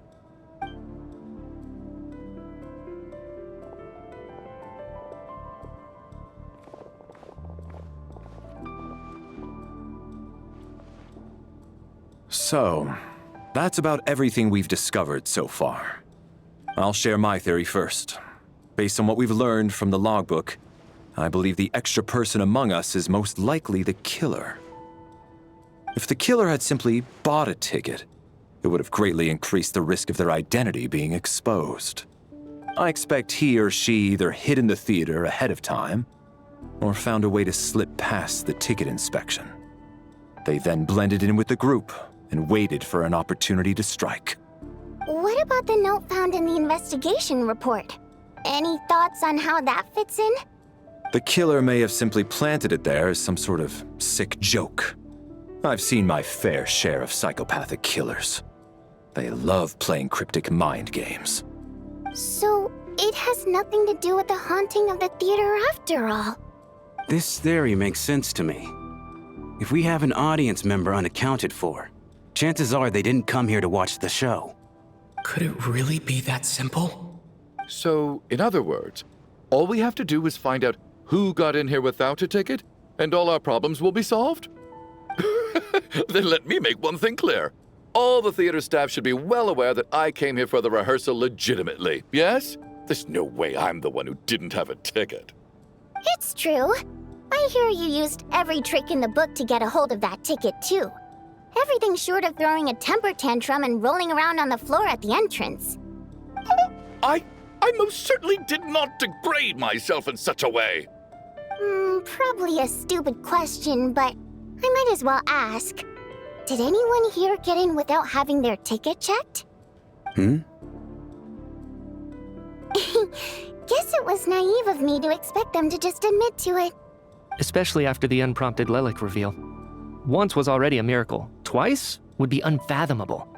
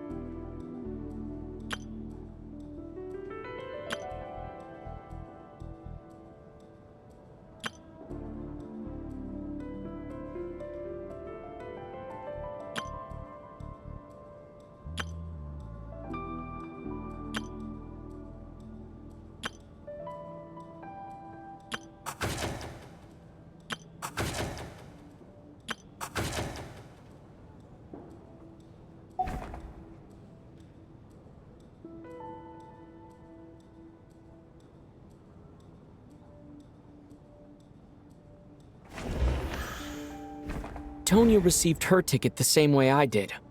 I assume Child got both of them together. In any case, I knew in advance that Tonya was coming.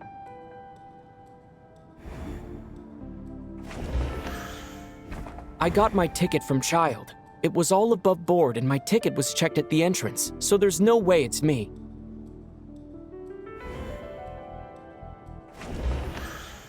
As things stand, the audience head count doesn't add up. I guess we can rule out the theater staff members. As things stand, the audience head count doesn't add up.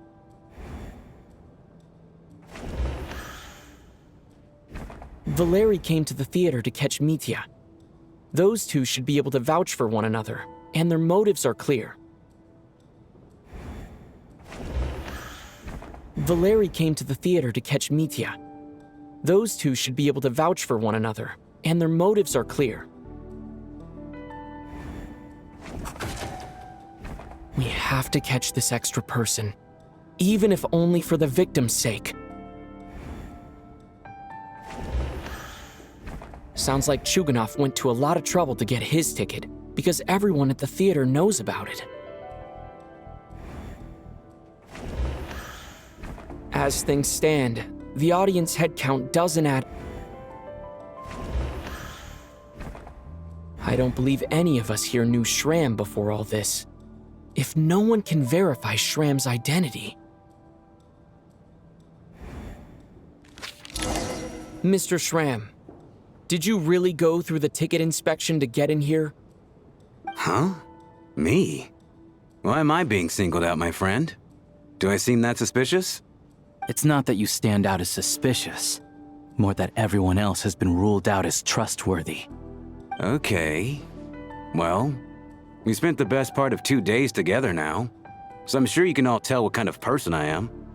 I'm a true gentleman. I never dream of doing something like sneaking to the theater without a ticket. Yeah, I have no doubt that you're a good person. But the problem is, none of us here actually know you, so no one can say for sure that you are who you claim to be. Although, actually, what was it you said last night? Yeah, you're friends with that water imp, which is why you understand our primary mode of expression. Last time I checked, there were barely any of us remaining in Snezhnaya, since most of the water imps left. Could you tell me a little bit more about your friend? There's a good chance I actually know her. And I suppose it's also kind of a way for everyone else to get to know you a little better.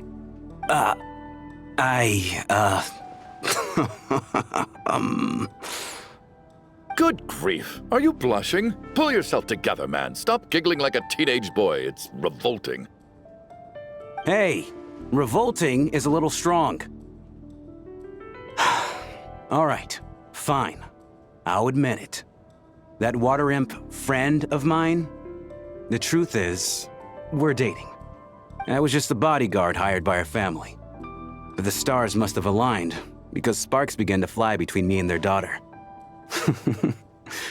Never in my wildest dreams did I think I'd get so lucky. We don't need details. Just get to the point. Okay. I'm just a little hesitant to reveal her name, that's all. You know how it is. These are delicate times. Even with me to protect her. If word gets out that she's dating a human, both the Fae and human factions will give her a hard time. Really? Wait, no. That can't be. Huh? Shram, what the devil are you talking about? Why is everyone looking at me like that? Surely you can understand where I'm coming from. Delicate times? Factions? Yes? You know, the Civil War? Last time I checked, the Fae and the humans were still at each other's throats.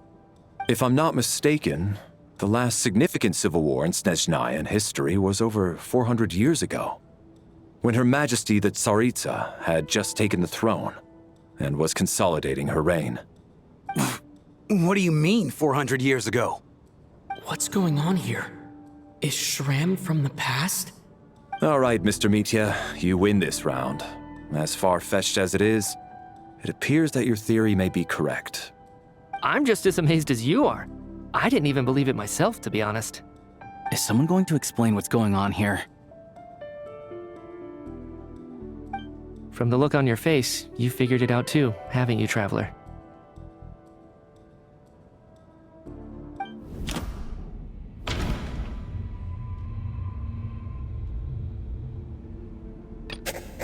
That seems to be the case. Shram's the extra person, but there's no way of learning his identity from this clue.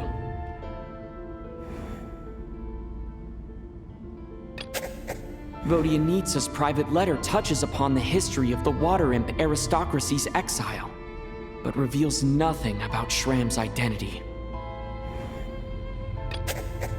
No, the truth lies within the clues we've already discovered. The theater's ley lines have been modified to block souls within its grounds from returning to them. Some souls can even wander this place forever. Mr. Shram's statement proves he is from hundreds of years ago. And according to the investigation report on the theater hauntings, Mr. Shram is very likely a lost soul wandering the theater.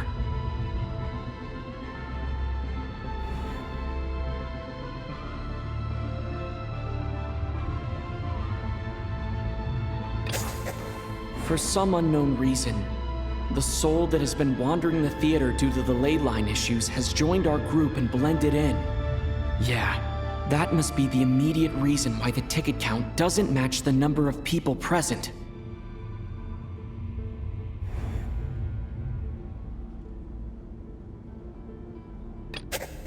All of last night, Lelik, that is, Odette was under surveillance, which rules her out. Since we discovered that Mr. Shram is from the past, it seems we need to broaden our assessment of this incident beyond the bounds of common sense.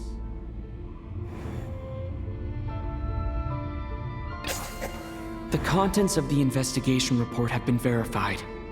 There are indeed ley line issues and wandering souls in the theater. Death likely symbolizes the deceased. Mr. Shram, for instance. Death is near. That must mean that there's a dead person in our midst. That's the truth, isn't it?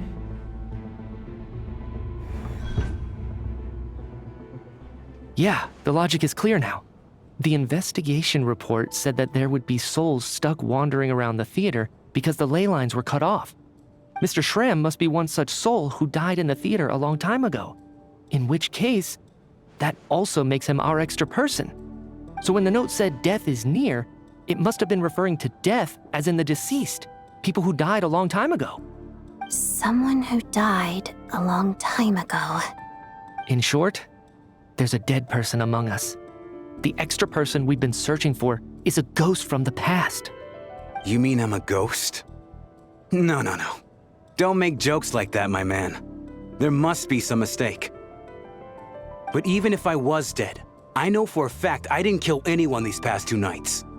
Yeah, even if all that's true, the report also said the souls inside the theater can't affect reality, right?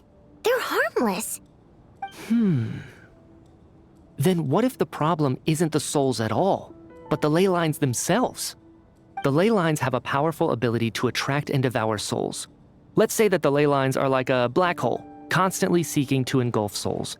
But the souls that don't want to return are trying to avoid being sucked in. Why does this analogy sound so familiar? What happens when the black hole can't achieve its goal? I'm only speculating here, but what if it ended up swallowing innocent souls by mistake, or intentionally taking other souls to compensate? That could explain why we weren't able to determine a cause of death. If you're right, and their souls were devoured by the ley lines, it does make some sense. It does seem to explain a lot of the things we couldn't make sense of. Does that mean it's true? Except there's no concrete evidence. Mitya is relying on a lot of logical leaps. Still, it seems like the best explanation we have under the circumstances. All right, so how could Shram not know that he's dead? Seems a little unlikely that he hasn't noticed anything unusual even after several days interacting with us.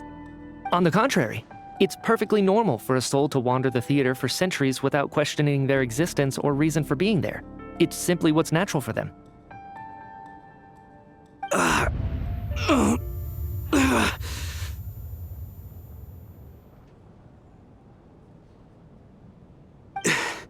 You know what, Mr. Brainiac? I think you might actually be right after all. I'm trying to remember and... even though my head feels like it's going to explode, I think... it's all coming back to me.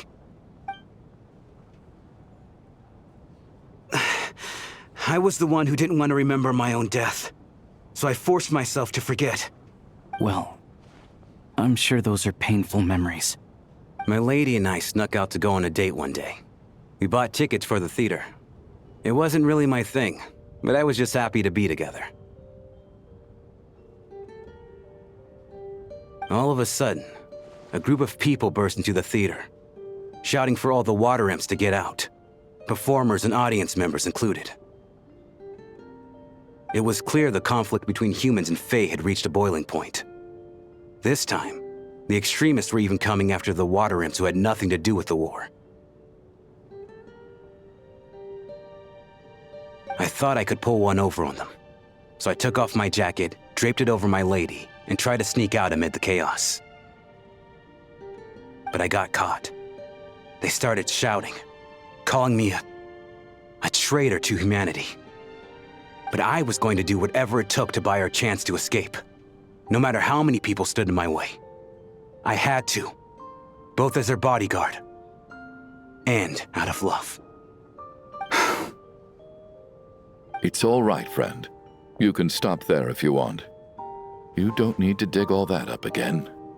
It's just... even now, I'm still struggling to accept the truth. How could I be dead? I'm sorry, everyone. If I'd known I was a dead man walking, I wouldn't have dragged you down with me. If I'm the cause of all this death, then punish me however you see fit. But, Mr. Shroom... No. I refuse to be a burden. I know what I have to do. You said I've been wandering the theater for centuries, right?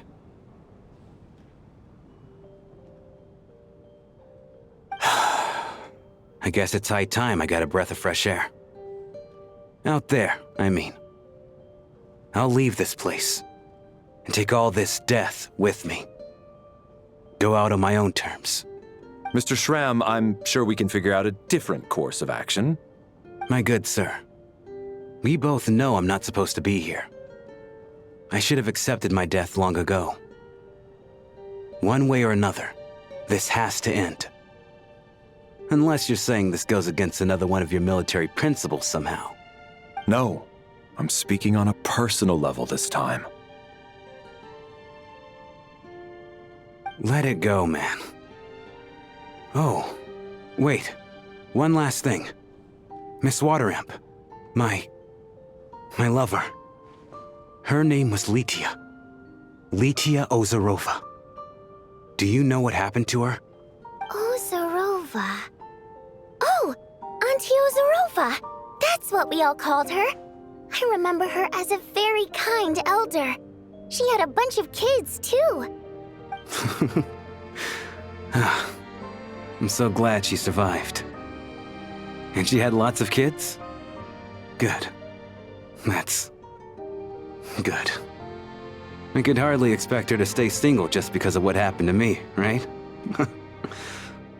As long as she went on to be happy, that's all that matters.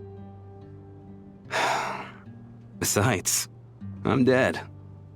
My soul's been wandering around here for so long because I was worried about her. But now, I can go without regret.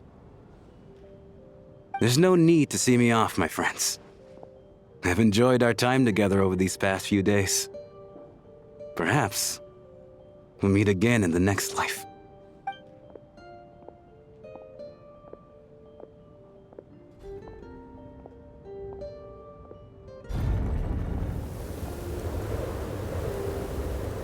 Take care, my man.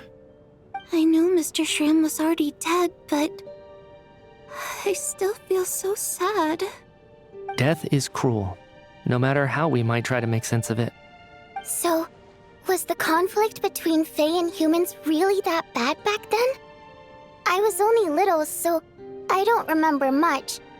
It's terrible to think that so many innocent people had their lives turned upside down. Even the historical records about that time period don't say much about it. All people know is that the Tsaritsa founded the Fatui, drove out most of the Fae aristocracy without explanation, then used her terrifying power to suppress the humans. It seems to me like the Tsaritsa chose to make herself the enemy. She downplayed the conflict, directing whatever animosity both sides had for each other at herself instead. That's also why, despite how brutal the conflict was at the time, there hasn't been much lingering tension between humans and Fae since. Things have been fairly harmonious for the past few centuries. So, the Tsaritsa banished the Fae to protect the Fae living in the city? She offered herself up to be hated in exchange for peace. Maybe it's not quite as bad as it sounds. I don't think Her Majesty is too concerned if mortals hate her or not. And besides, there are very few who truly do. All this time, I had no idea. All right.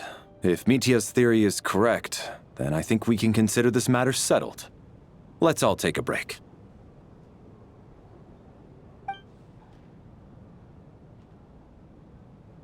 Ugh, if only this blasted storm wasn't still raging on.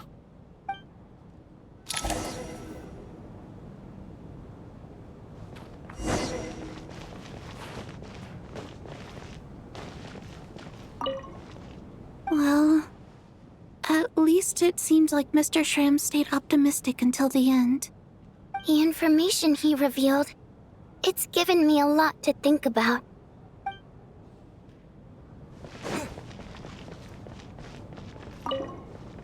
At least the lingering regret that kept him here has been put to rest. That's not necessarily a bad thing.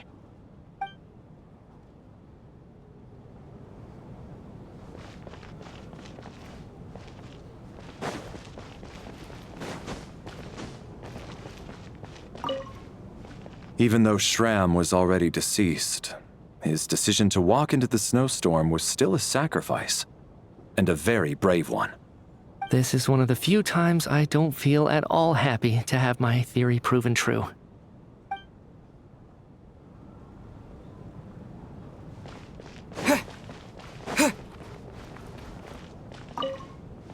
I was actually planning on hiring him as my bodyguard after we got out of here, you know. Oh, poor guy.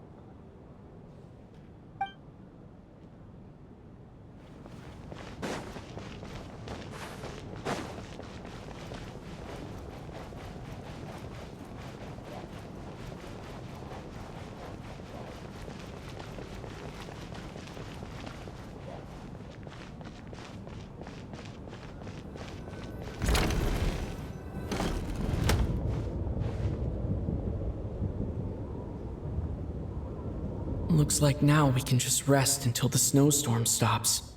I still can't believe Shram turned out to be a ghost who'd been in the theater for hundreds of years. To think he was dead this whole time. What a strange turn of events. Knock, knock. Huh?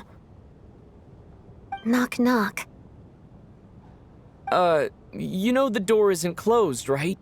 You don't have to knock. Think of it as a signal then. When I'm entering someone else's room and I knock, I'm here as Odette. If I don't knock, it's Lelik. Thanks.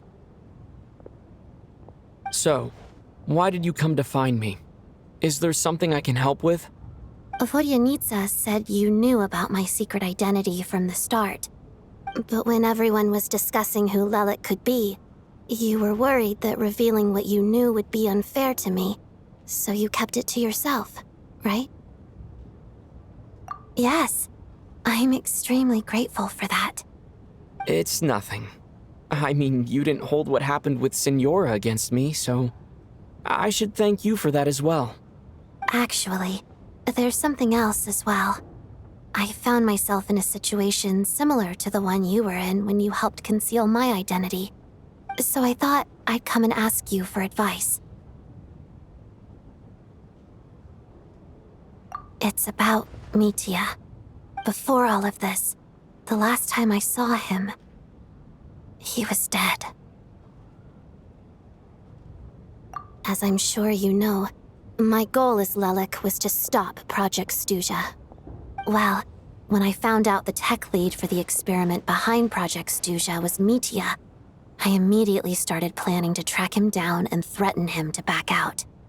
I often saw him around the theater, but I soon concluded that making my move there would risk exposing my identity. So I decided to infiltrate the Armory Palace and go directly to his lab. That way, the threat would be much more effective. Well, I suppose there was a bit of luck involved. But I am a Fatus, so I already had some familiarity with the building's layout. But when I finally made it to his lab, Mitya seemed to be dead. I checked his breathing and his pulse. He had no vital signs whatsoever. I'm certain of that. I thought maybe another anti-Project Stuja activist had beaten me to it, and chosen a much more brutal method. So I made myself scarce. That's why you were so on guard around Mitya that first night here. Yes. When I saw him sitting in the audience during the performance, I could barely contain the shock. To me, it was a miracle. Somehow, he'd come back from the dead. But then, the murder started happening and things got so complicated that it wasn't really at the front of my mind. That is, until Mitya himself said there must be a dead person among us. Then I couldn't ignore it any longer. And yet, you thought that bringing it up right away would single Mitya out. Just like when everyone was suspecting Lelik. Exactly. I thought there could be something I was missing. Besides, we soon figured out that Mr. Shram was a ghost, and we knew there was only one extra person, so we thought he had to be the one. But now, it seems like there's another candidate. I understand why you kept it to yourself. There was so much information being thrown around during that discussion. Bringing up Mitya would have just introduced more confusion. So, what do you think we should do? Let me confirm one thing first. When was it that you found Mitya dead? Around a week ago. Sometime in the afternoon. A week ago? That's earlier than I thought. I saw him just a few days ago at a restaurant. That definitely would have been after you found him dead. He seemed completely normal to me, chatting with Vodyanitsa, trying to avoid Valeriy. So he was definitely alive on that day. Huh. Well, all I can say is I know what I saw. Here's a thought. The reason we even suspected a dead person could be among us was because of the problem with the theater's ley lines. But Mitya's death happened inside the Armory Palace. The ley lines affecting the theater shouldn't reach that far. You're right. I guess he doesn't fit the profile of the person we were searching for. I think the chances of it being him are very low. Surely he can't have died for real in the Armory Palace. Unless what? Unless he really did come back from the dead. You're right. Do you think we need to disclose this to the others? Huh, what's this? A private meet and greet? Where do I line up? That's not what's going on here. Well, I was just making the rounds. Thought I'd try to lighten the mood a bit. Vodyanitsa's handing out food if you're hungry.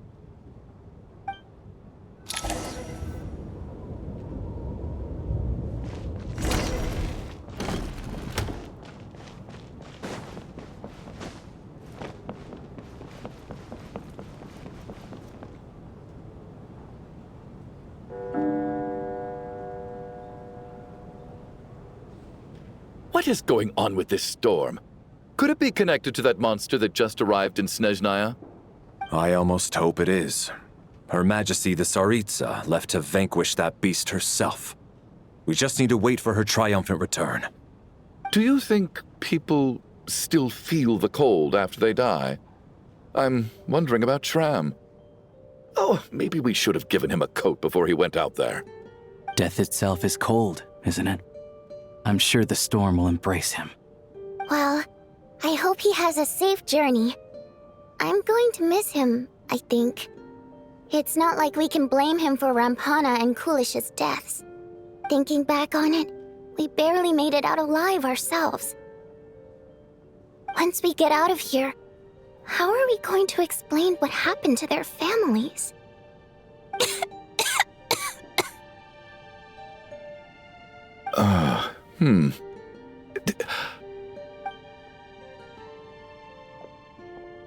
Are you okay? Here, take this. I've never used it.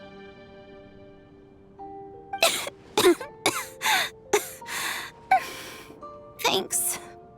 Look who's Mr. Nice Guy all of a sudden. Is it because Tonya stood up for you this morning?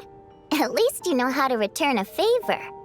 Yeah, without Tonya, who knows how badly he would have been hurt.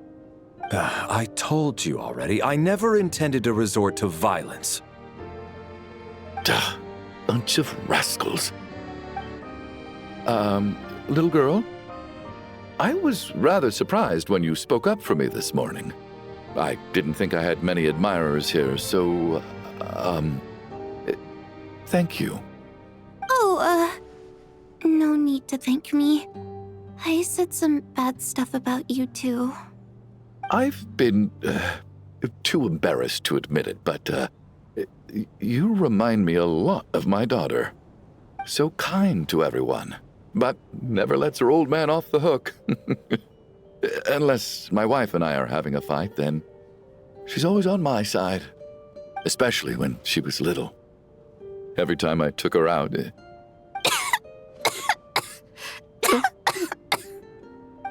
All right, easy now. How long have you had that cough, Tonya? I don't know. It's probably been a while. I'm fine. Are you taking anything for it? Yeah. I'll be fine once I see my brother. He's gonna pick some frost fairy flower leaves and brew a tonic for me. I'll feel much better once I drink that. I see. That's good to hear then. We should probably discuss arrangements for tonight. Now that the deceased has left our midst, there shouldn't be any more incidents. However, out of an abundance of caution, I'll keep watch. Shouldn't we take shifts? I can take one if needed. No need. I managed to get a nap in earlier, so I have plenty of energy right now. After all the tension of the past few days, everyone else should just focus on getting a good night's sleep.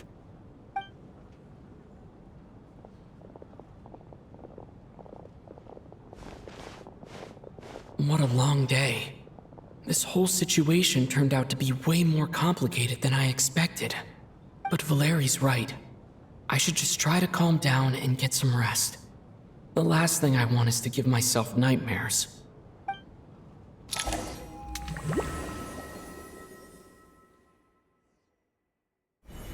He's awake! He's awake! Get over here, you big lug, and take a look! If you must call me something, call me Mr. Door.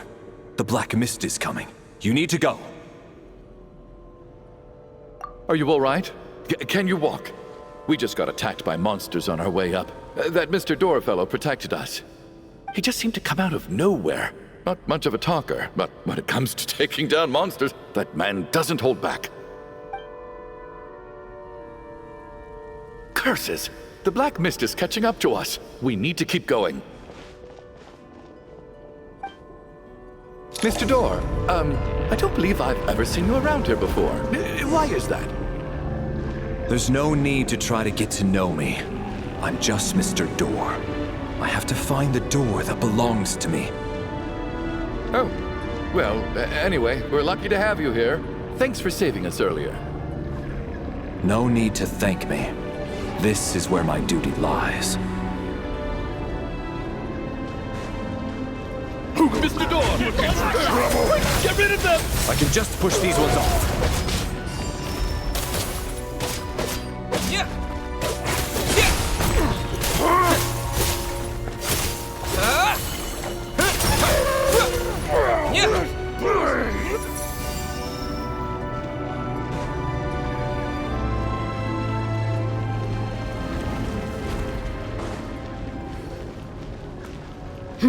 So we're doing this the hard way.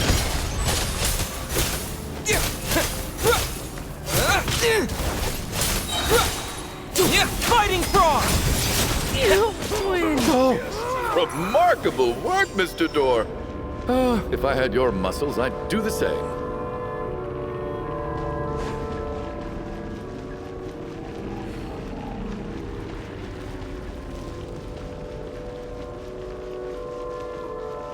Are none of these doors the one you're looking for? No.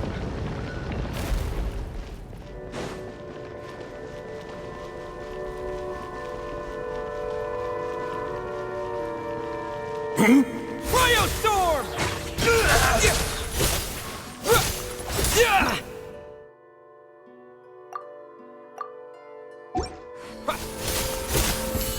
Come no closer.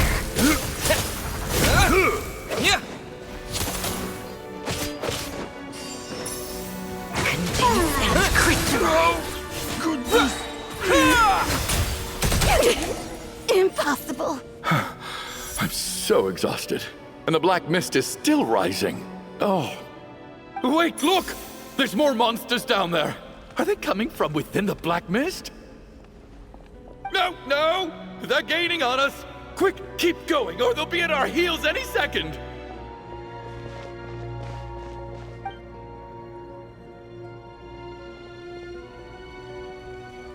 Mr. Door, what are you doing? We need to get out of here. They're coming! Found it. This is my door. What? You mean you're going to stay here? I am a door. This is where my duty lies. No! You saved us. We can't leave you behind. You must keep going. A door can only keep things out for so long. You must make haste. But... Oh, you're right. Let's go! We can't let Mr. Door's sacrifice be in vain!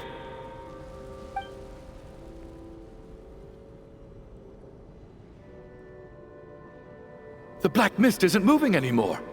Looks like both the monsters and Mr. Door are gone. I didn't just imagine all that, did I? Surely I wasn't so scared out of my mind that I hallucinated a door as a human being. Oh, okay, good. There's no way we both hallucinated the same thing. Getting sleepy? Well, looks like we're safe for now. Go ahead. Let's get some rest.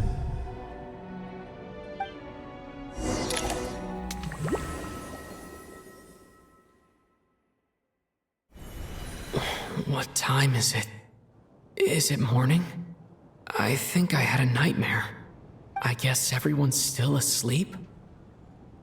These past 2 days have been exhausting.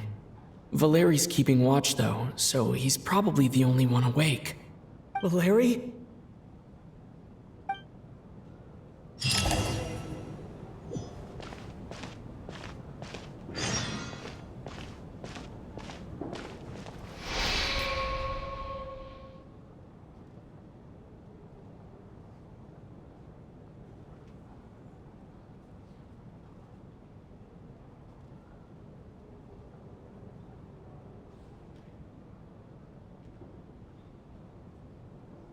Wake up! Everyone needs to wake up!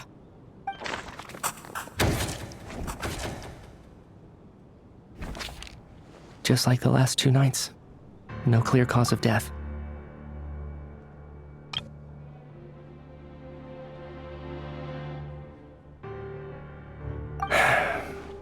I've been a real thorn in your side, haven't I, Mr. Valeriy?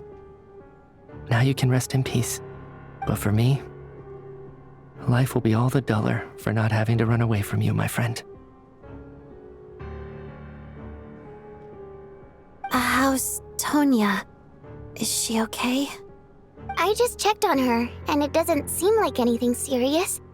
She's just exhausted from the past couple of days, and she's still recovering from her illness.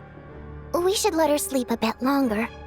That means Valeriy was the only one who died last night. If Valeriy was awake and keeping watch, it would have been impossible to kill him without waking everyone else up. That much is certain. This is so frustrating. Why has nothing changed since yesterday? I thought we already dealt with the dead person causing all this. Actually, one thing has changed. There's only 1 victim this time, not 2. Does that mean...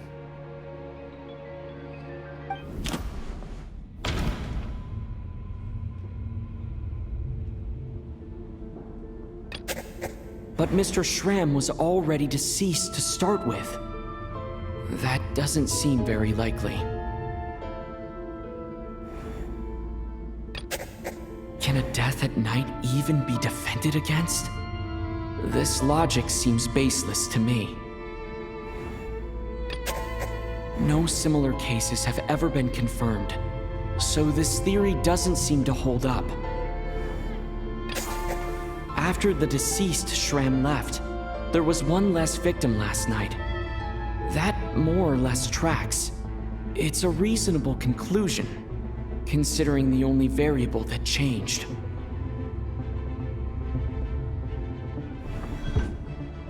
The number of people who die each night is equivalent to the number of dead among us.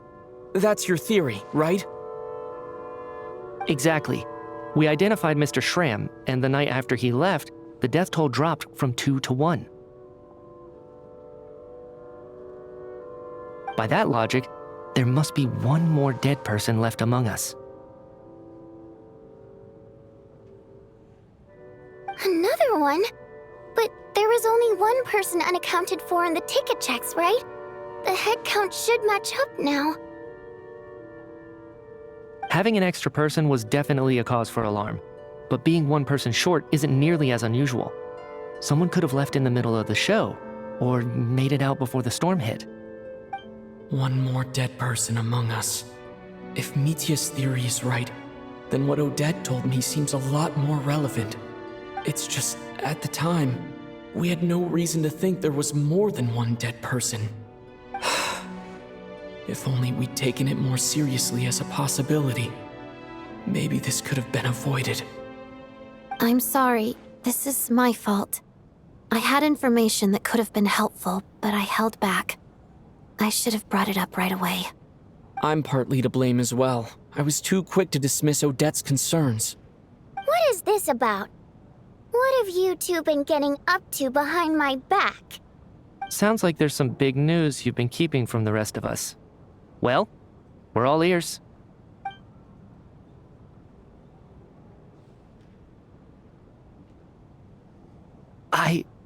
I'm the dead person?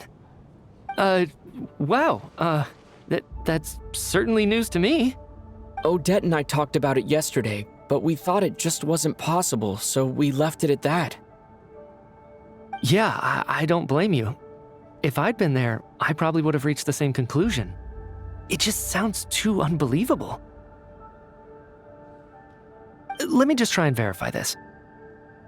I just scoured my memories trying to think back to the afternoon Miss Odette mentioned. But I honestly have no recollection of dying. That's where I'm different than Mr. Schramm. Having seen Mr. Mitya a few days ago myself, I also find it hard to believe he could be the other dead person among us. Well, if it isn't Mitya, then who? Do we vote on it? If you don't mind me asking, Traveler, I believe you mentioned that you know Tonya's brother. Had you ever met her before all this? No, never. Wait, are you saying... Now just 1 minute. I know where this is going. You can't just randomly point a finger at anyone you want. You're in the hot seat, and all of a sudden you want to divert our suspicions onto somebody else? Trying to pick a fight, Mr. Chuganov? Whenever you open your mouth, all you do is attack people, and I've had enough of it. If you don't want to engage in a civil discussion, you can shut up. You little brat! Did Mitya ask about Tonya because he suspects her? I suppose I only identified her by age, and nothing else. Could that mean... I'm just saying, you're going around casting suspicion on people for no reason. How could Tonya be dead? I can vouch for her, if nothing else. I've seen her before. She's the sister of that Harbinger, isn't she? The one called Child. Oh, really? You're telling the truth? Since being here, I don't think I ever mentioned she was Child's sister specifically. Does Chuganov actually know her? If Chuganov can vouch for her, then it can't be Tonya either. In which case, it seems unlikely that there's another dead person among us at all. Miss Odette, could you go over that afternoon with me one more time, when you found me dead? No problem.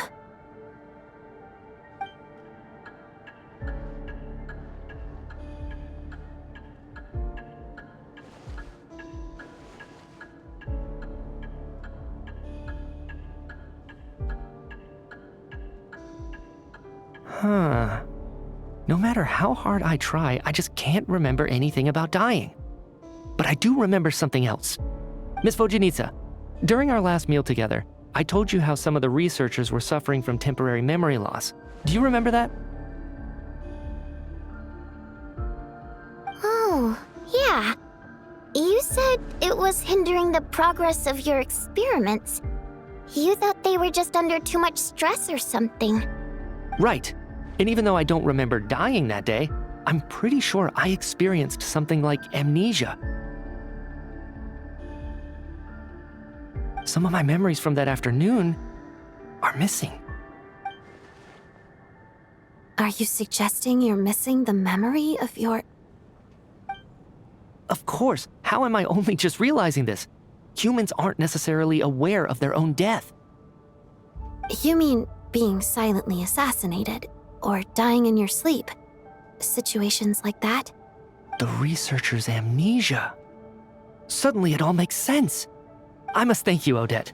I think your perspective just helped me reach a breakthrough on a series of issues that have been troubling me for quite some time. All right. It's decided then. I'll be the one to leave today. Oh, leave? Hey, wait a minute. Aren't you rushing into this? What if you're wrong? You'll pay with your life. Come on, kid. Aren't you gonna fight for your life? This seems like a rash decision.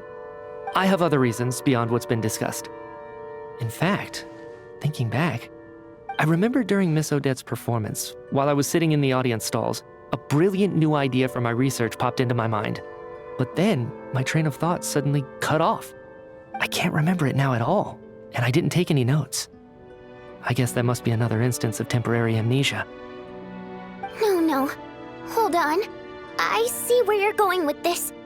You're suggesting that each instance of temporary amnesia is a death, right? There's a glaringly obvious flaw in that idea, no? How can one person die so many times? I believe Miss Odette's account. During the period where my memory is blank, I must have been either dead or in a similar state. All it would take is for the same thing to happen in the theater, and I would come under the effect of the ley lines in this vicinity. This increases the likelihood of me being the deceased, does it not? But... There's no evidence to suggest that anyone other than me is a candidate for the deceased. So allow me, as a scientist, to treat this as an experiment. Please relax, everyone. I don't think things are as bad as they may seem. If I really am the deceased, then to leave the theater will be a relief for me. If, on the other hand, I'm still alive right now, well, apparently you've all witnessed my resurrection recently anyway. Who's to say I won't return from the dead again this time? Mitya's right. This is the only thing we can try right now. I think he's deliberately downplaying the gravity of the situation, though. He probably doesn't want to burden everyone. What is a scientist if not someone who gambles on experiment after experiment in an attempt to obtain the truth? With this snowstorm, the ley line phenomenon, ghosts of the dead, and my amnesia, we've been paralyzed by not knowing and powerless to do anything about it. It's a terrible feeling. But if I do get resurrected, you can be sure that I'll come back with the truth of all this. Just you wait.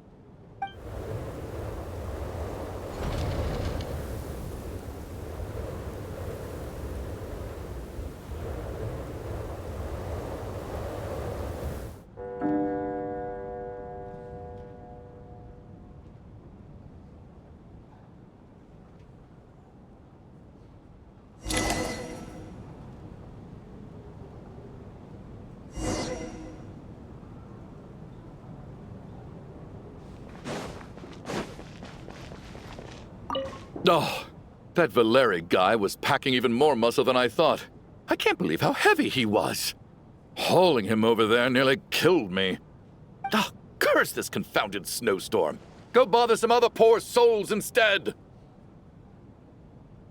What do you want? I'm not in the mood to talk right now.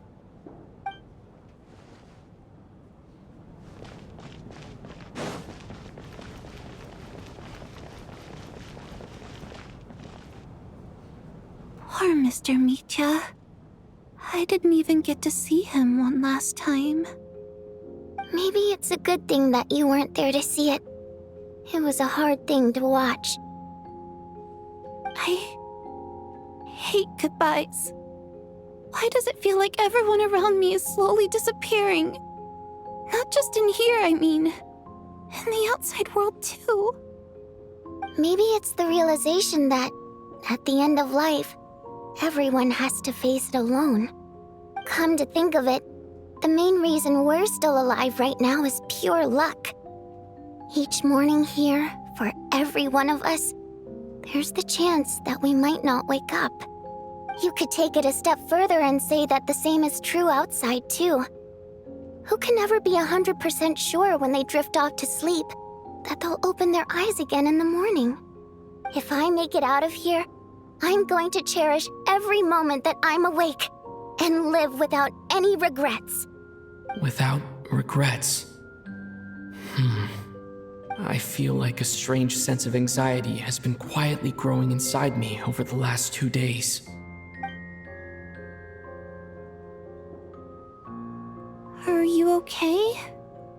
look really glum.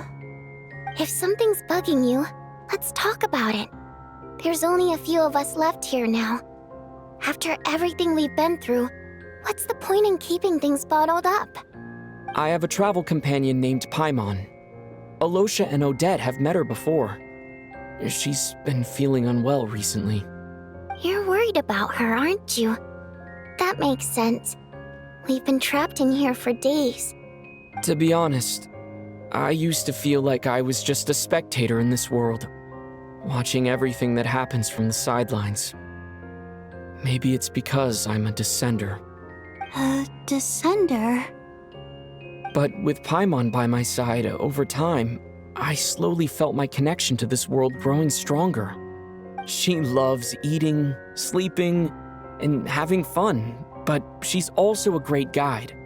It's her authenticity that makes this whole world feel more real for me. Over the last few days that we've been apart, I've often caught myself wondering, what would Paimon say if she were here right now?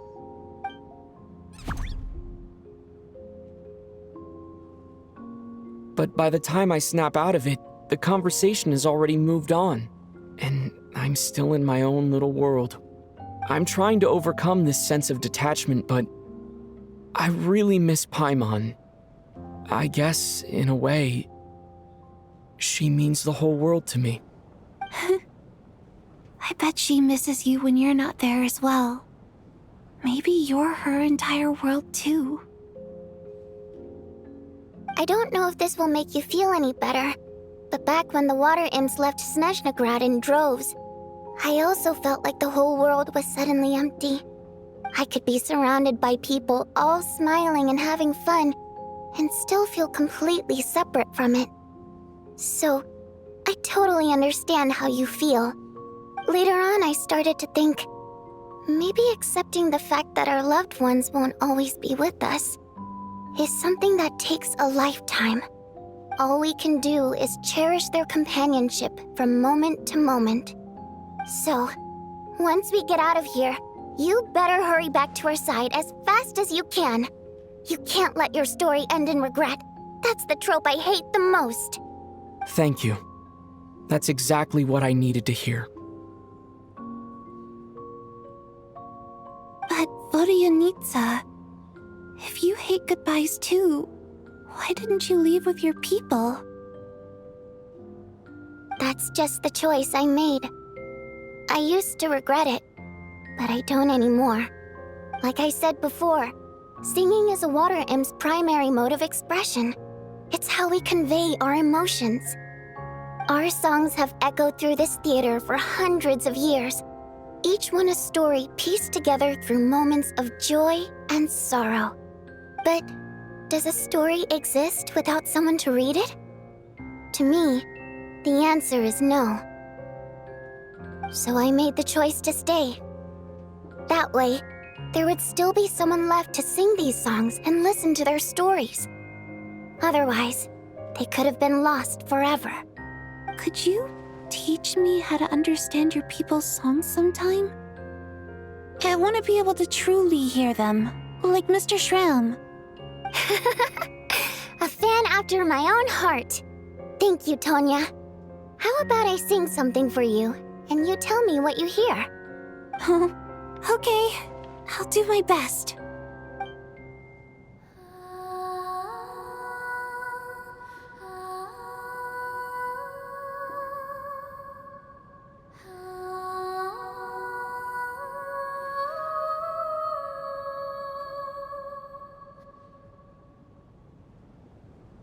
I've never heard that one before. I feel like I can hear a sense of longing somehow. I wonder why that is. Color me impressed, Tonya. You're a keen listener. Most people can only tell if a song is happy or sad. I didn't think you'd be able to pick up on such specific details. So, what's the song about then? Come on, tell me! I've actually never performed this song in the theater before, because it has more of a ceremonial purpose for our people. It's not meant for the stage. It means something like, "May those we have lost watch over us, and follow this song back home in the night, so that we might be reunited once more." No wonder I could hear that sense of longing. You sing it for loved ones who have passed away. I hope it reaches them. It's getting late, Tonya, and you're not well. We should all turn in early. I suppose there's no reason to keep watch tonight. Okay. But, before I go to bed, could you sing that song a couple more times for me, vodyanitsa? Of course. Anything for my #1 fan.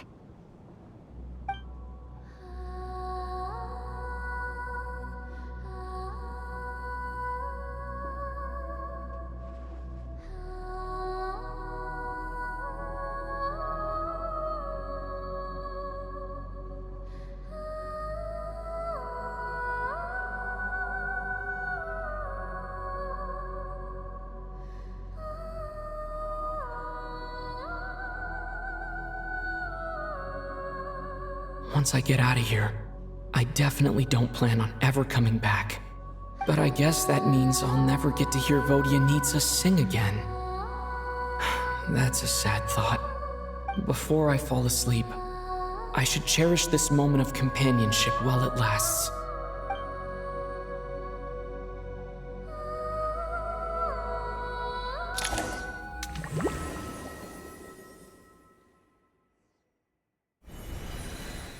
Where am I? It's so dark in here, and I feel kind of dizzy. Am I alone?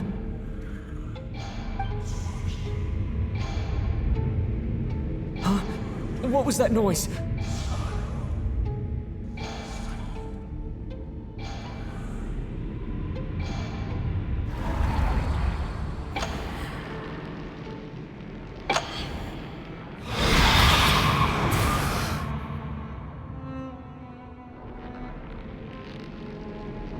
Return, O spirits.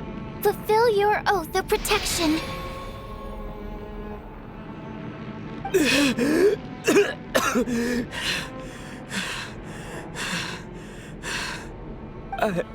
I'm alive? What just happened? No time for questions. Quick, over here. Turn on the switch. We need to bring back the light.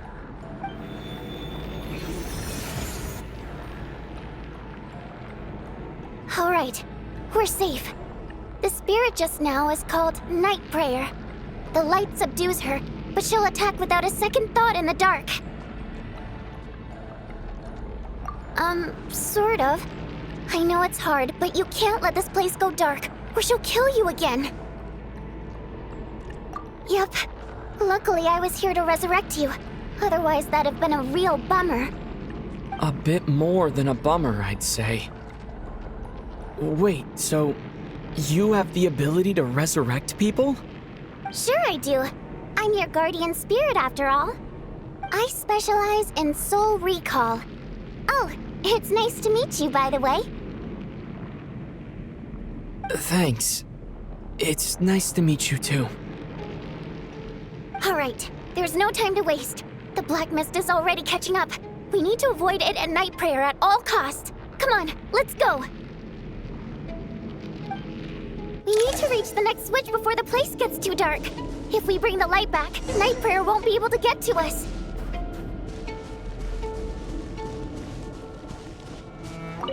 Sweet, sweet light! It's back! Now that's a sight for sore eyes. Shh! It's Night Prayer. We need to move quick, but don't let her notice you.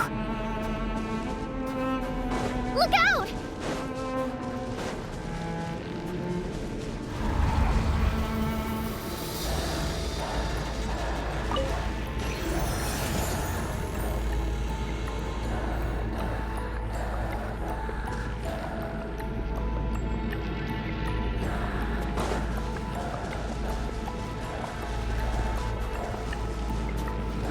Next switch is over there.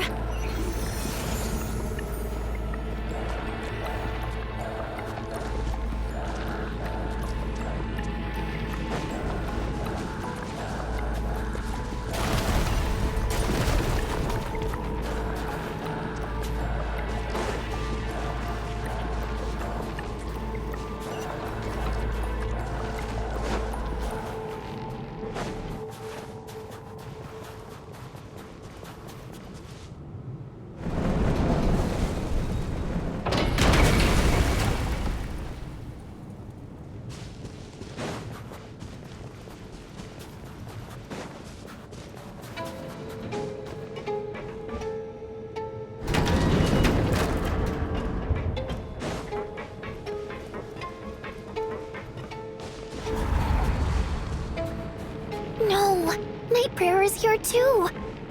This can't be the only path. Let's head up there and take a look.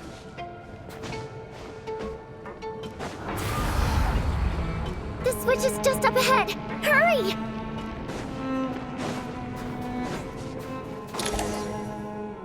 It's too dark. We're not gonna make it. Come on, faster!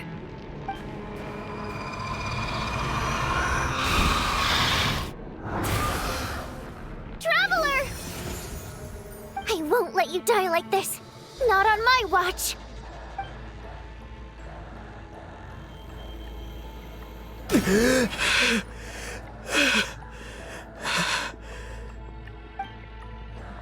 Even though it's not permanent, dying is definitely not a pleasant experience.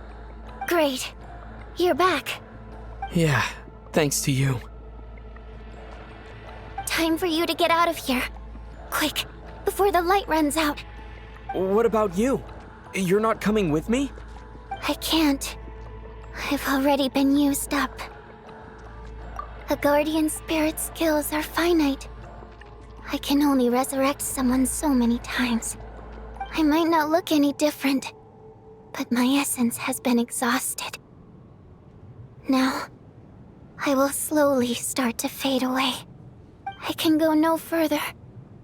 The black mist is where I belong. It's okay. Why didn't you tell me sooner? Because it wouldn't have changed anything. That knowledge would have just burdened you. And a guardian spirit's role is to protect. But... Go. Now, before it's too late. I already hear night prayer approaching.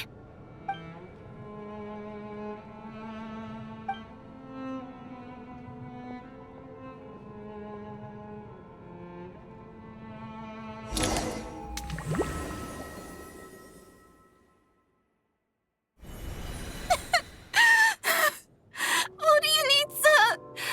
How could this happen? Vodyanitsa! Well, I guess there's no need to inspect the body.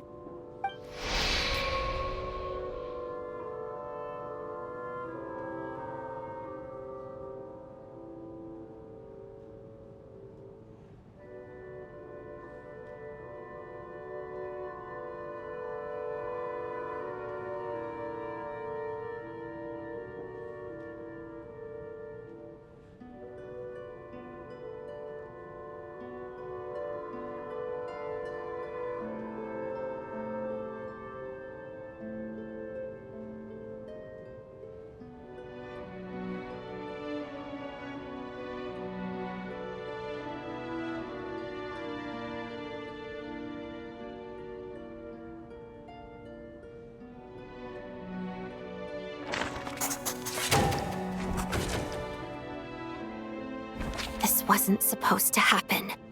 You lied to us, didn't you, Chuganov? You've been lying from the start. Take a long, hard look at yourself before you go around accusing other people. I suspected you on day one, Lelik, and now look where we are. By some strange coincidence, you've never been targeted. You just happen to have survived this long? No, you should be the prime suspect. And you, little hunter, ever so content with staying on the sidelines. Yet you were the one who stopped us from leaving from the start. Why are you trying to keep us here? Now you're just lashing out indiscriminately. That's either a sign of anxiety or a guilty conscience. Where was all this passion and bravado before? Decided to fight until the bitter end. Is that it? Is that a threat? Fine, bring it on. You think I'm afraid to die after all this? You want to kill me? Go ahead. I'd like to see you try. After all the trauma of the past few days, everyone's been pushed to the breaking point. Valeriy and Mitya aren't here anymore. Someone else needs to step up and take charge. But first, I need to think this through. Considering everyone left, who's the most likely candidate for the deceased?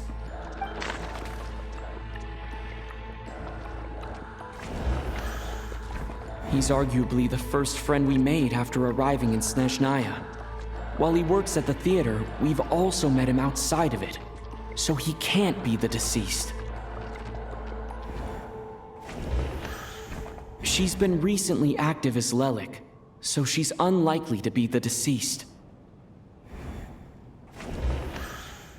I clearly remember Mr. Chuganov from the first time I visited the theater. He made quite an impression.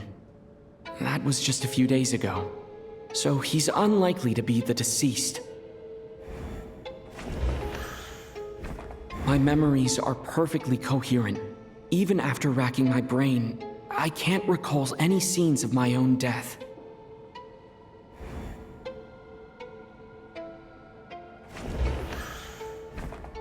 Of those who remain, the only person we've never met before is Tonya. There is room to doubt her true identity. People are easily misled by first impressions. Now that I think about it, Child's sister was in fact a label I imposed on her due to my own assumptions. But Mr. Chuganov vouched for Tonya's identity yesterday, with basically no other possibilities left. Could it be?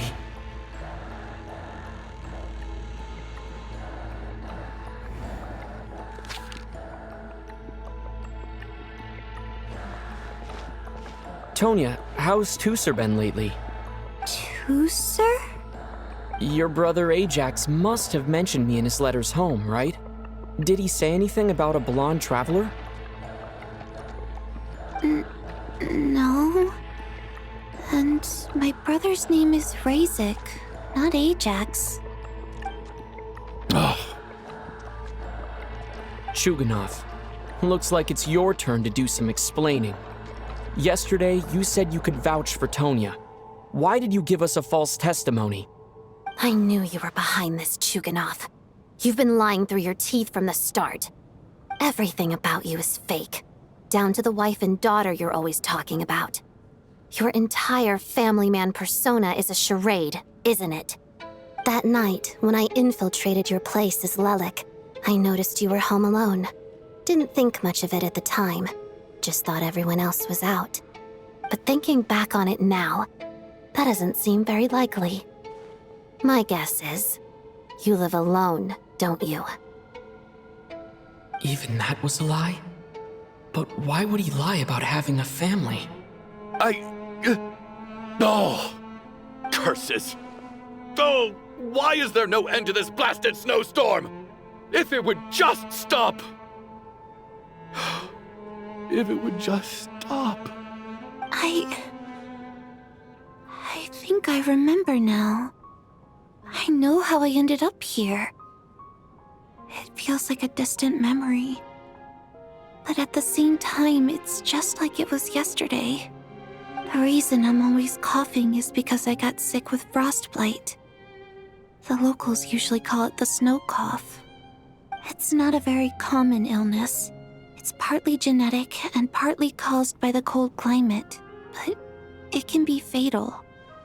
They sent me to the hospital as soon as they found out I had it. And I spent so long lying there in that hospital bed. After a while, I felt myself growing weaker and weaker. Nothing seemed to be working anymore. Neither the treatment that the doctors were giving me, nor the medicine my brother was brewing from frost fairy flower leaves. So one day, I told my brother that I wanted him to take me outside for once, so things could be like they used to, just for one day. I wanted to meet loads of friends, experience new things. He agreed. He snuck me out of the hospital, and we escaped. We got to the theater, bought tickets, and went inside. It was all so exciting. I remember the show very clearly. It was amazing. But I found myself getting sleepier and sleepier. Oh, Tonya. When I woke up, I couldn't find my brother anywhere, so I guessed he'd already left. But there's no way he'd leave me behind. So I decided to stay here and wait for him.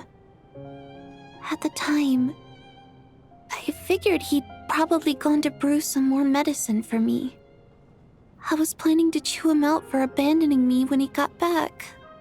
Tonya, it sounds like by then you'd already... Yeah, I know. I understand now. Dead, aren't I? This cough and the feeling weak, it's probably just my body's memory. After all of that, it turns out I can't blame my brother after all. I was the one who abandoned him. I'm sorry, everyone. I realized this much too late. It seems like death skewed my perception. And now I've dragged you all into this mess. Your name probably isn't even Tonya, is it? Didn't that ever strike you as odd over the last few days? Well, when I was little, my brother and I read a storybook, and Tonya is the name of one of the characters. When we escaped from the hospital, our family and the hospital security were looking everywhere for us. So when you first approached me and said my brother had sent you, and called me Tonya, I thought he must have chosen a fake name that only the two of us would know. Because he was afraid of getting caught. Now, it seems like that was just wishful thinking. At least your memory of death isn't painful. That is a small comfort. Now it's your turn, Chuganov. Talk to us. I believe no lie is ever told without a reason. You're right. I was lying. I happen to know that the Harbinger child and his sister Tonya managed to get tickets, so I lied to you and pretended I knew them. And yes, I was lying about my family too. The truth of the matter is, I lost them a long time ago. I just refused to accept reality. And now I've spent the second half of my life living a lie. I'm a joke. My daughter's name was Iskra. And before you ask, yes, Iskra, as in Iskra Manufacturing Plant. She also died from the snow cough. She was just 6 years old. If she were still alive today, she'd be around the same age as little Tonya here. After Iskra passed, my wife couldn't bear to face those memories either. So she chose to start a new life without me. One day when I came home from work and saw the empty room, I felt like I couldn't breathe. Subconsciously, I started to imagine that they were still there. I soon discovered that this was the only thing that made me feel any better, so I just embraced the delusion. Nothing more than a pathetic means of escapism, I know. But at least it's not a crime. So explain your false testimony, then. The night before last, when I was chatting with Tonya, she mentioned that her brother would brew medicine for her from frost fairy flower leaves. Combined with her various symptoms, I suddenly understood everything, including the fact that she was deceased. The snow cough used to be an incurable illness. I would pick frost fairy flower leaves to brew medicine for Iskra too. It took hours and hours on the stove.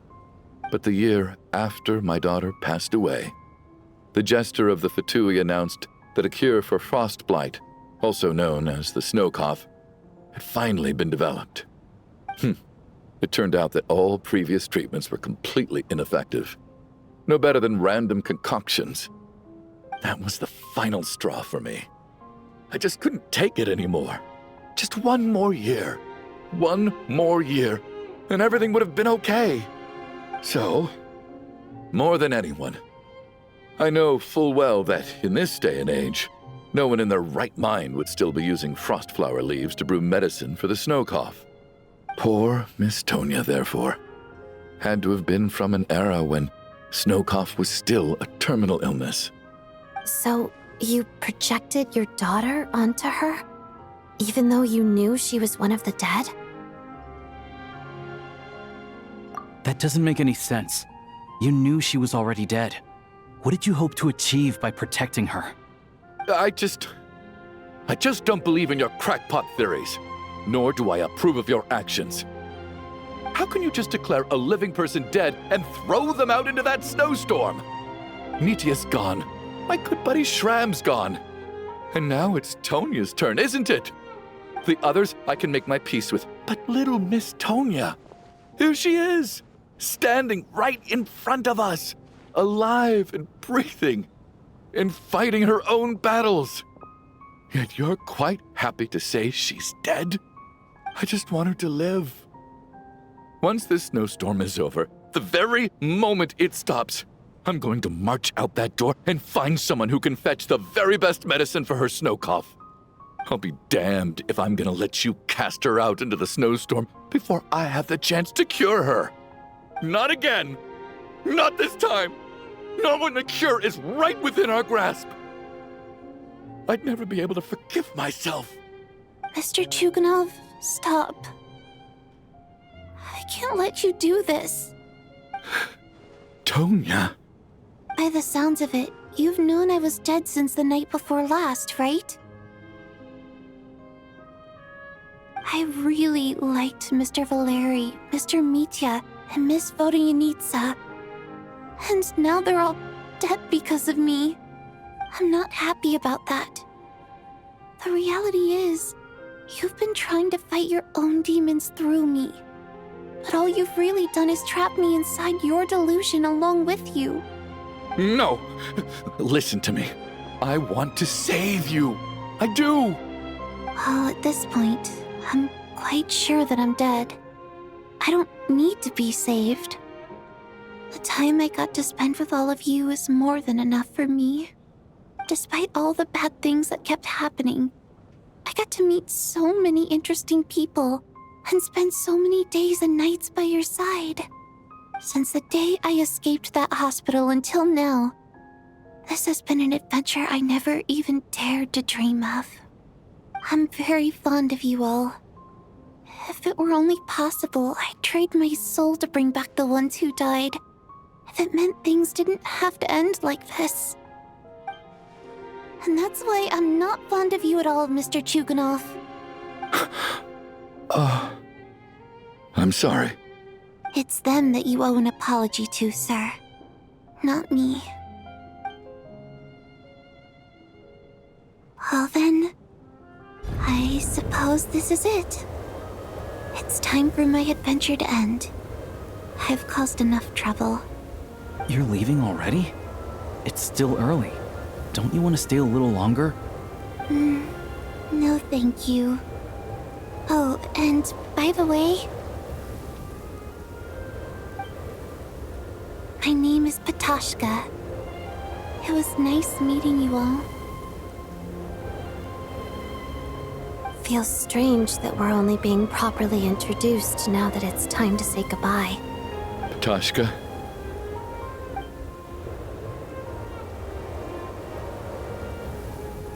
What are you doing, Chuganov? Are you crazy? Let me leave. I can't keep lying to myself anymore. In your dreams. Don't think you're getting off that easy when you had a hand in the deaths of so many people. The Fatui have honed quite an array of enhanced interrogation techniques since they were founded. Once we're out of here, Lelik will personally give you a taste of every last one.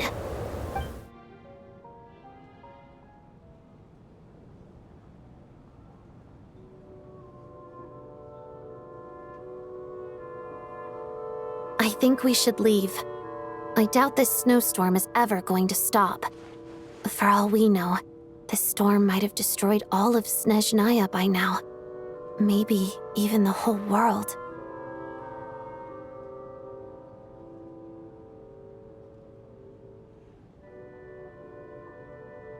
Wait, we finally solved the mystery of the haunted theater today. Maybe let's at least try to enjoy tonight? Fair enough. I don't particularly feel like dying in Chuganov's company anyway. And yet you won't let me die first. Hey, Chuganov, on a serious note, If we do make it out of here, you should close down that factory of yours. A lot of people are freezing thanks to you. Is this really the time to be discussing my factory? All right, fine. I'll shut it down. Doesn't matter to me anymore. Am I hearing things? Or was that a knock at the door?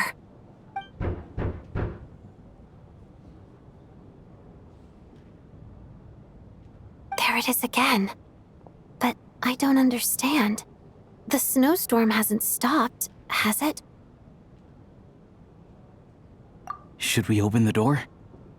Is this it? Is this nightmare finally over? If the last few days are anything to go by, I probably shouldn't be getting my hopes up.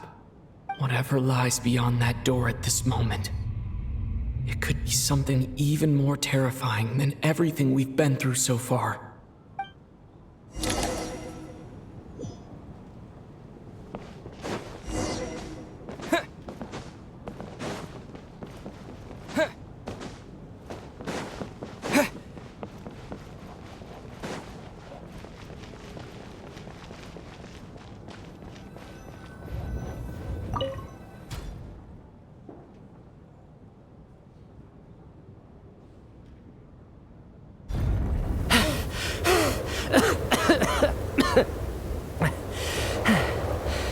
Hey everyone, I'm back. How are you doing? Feeling any better? Much better, thanks. Whew, it is so good to have you guys here. I was a little worried that the theater would be empty by the time I got back. Let me see. Tonya and Vodyanitsa are missing, which means Vodyanitsa died last night. And then you discovered that Tonya was the other dead person. Am I right? Not Tonya. Pitashka. First, tell us how you made it back here. Given the conditions outside, no one should be able to return alive. You're right. The thing that got me back safely was a song. I heard someone singing. After walking into the snowstorm, my mind grew hazy. I don't know how long I walked through the storm before my mind completely slipped away. Then, suddenly, I heard the sound of singing. The voice instantly brought me back to my senses, and I regained consciousness. So I followed the voice, searching for the source of the singing. I searched and searched, until finally, just a few moments ago, there was the entrance to the theater, right in front of me. I've actually never performed this song in the theater before, because it has more of a ceremonial purpose for our people.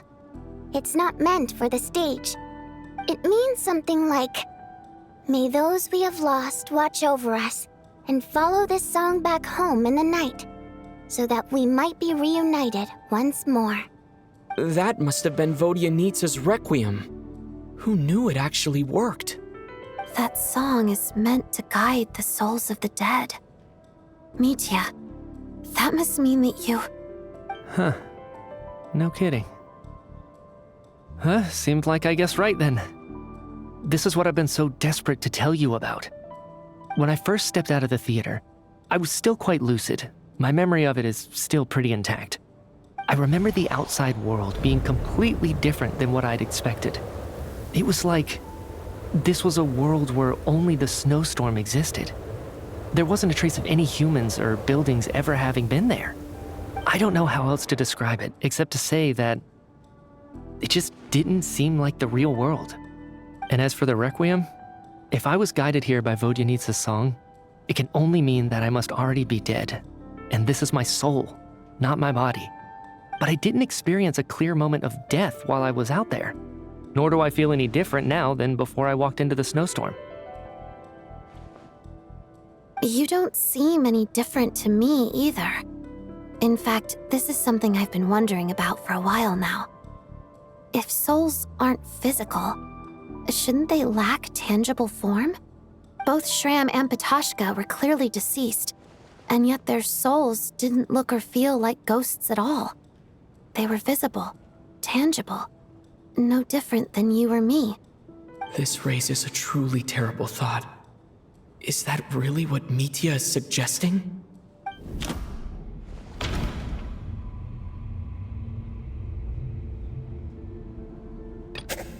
Dreams can't explain everything. And this isn't the Sub-Zero's festival.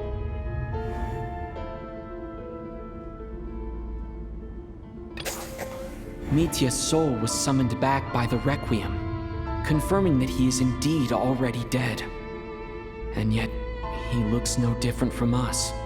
Of course, if even the long-deceased like Mr. Schramm can blend in with us undetected, then maybe we've all been dead from the very start.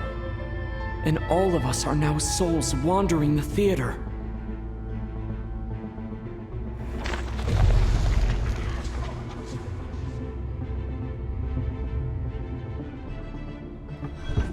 Yes. I think that this is probably the afterlife. What did you say?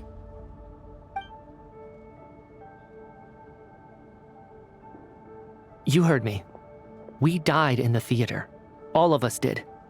But due to an obstruction in the theater's ley lines, our souls are trapped here, while an endless, infinite snowstorm rages outside. It's ironic, really. All that time, we were working so hard to figure out who the deceased among us were, when the truth was, we were all deceased. The only difference being some of us died more recently than others.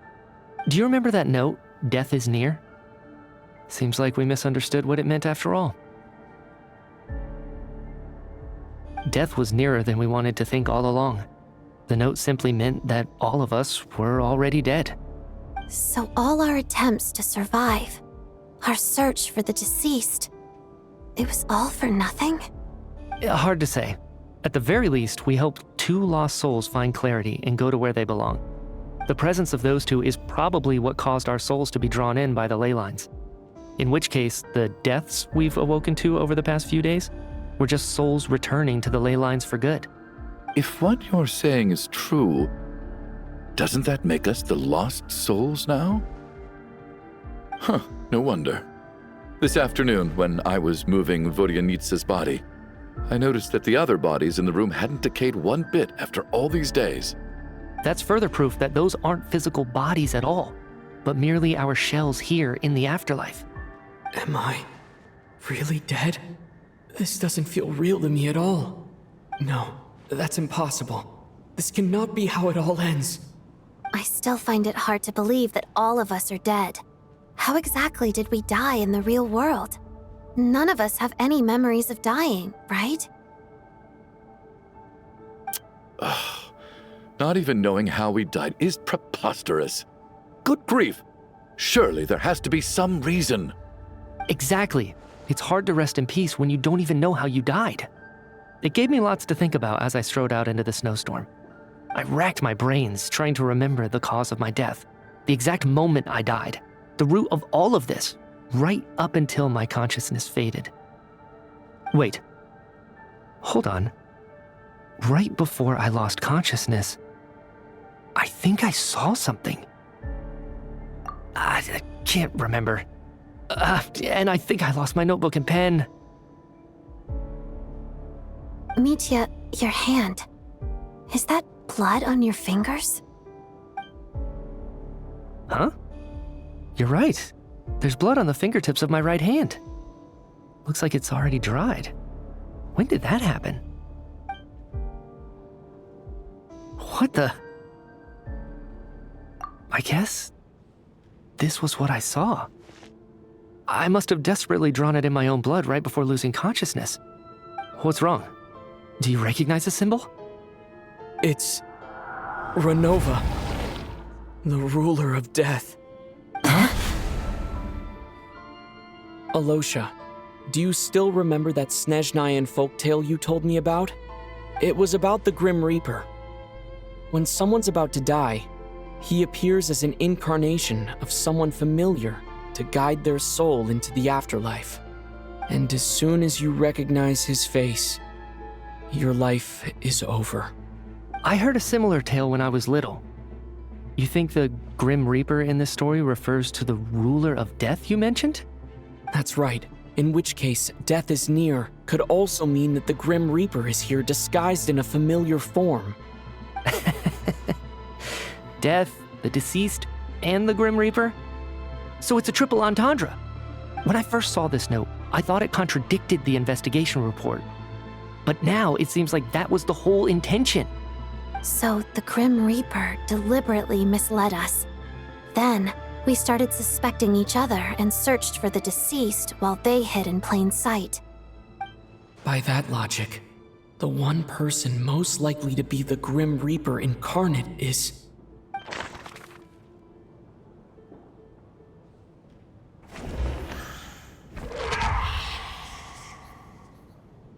No doubt about it. It's Alyosha. Looking back at how everyone has acted over the past few days, Alyosha is most likely the Grim Reaper lurking among us.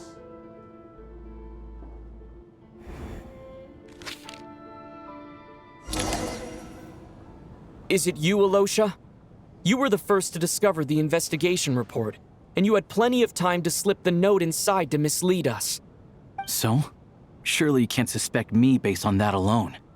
What if someone else found the investigation report first, slipped the note inside, and then put it back without telling anyone?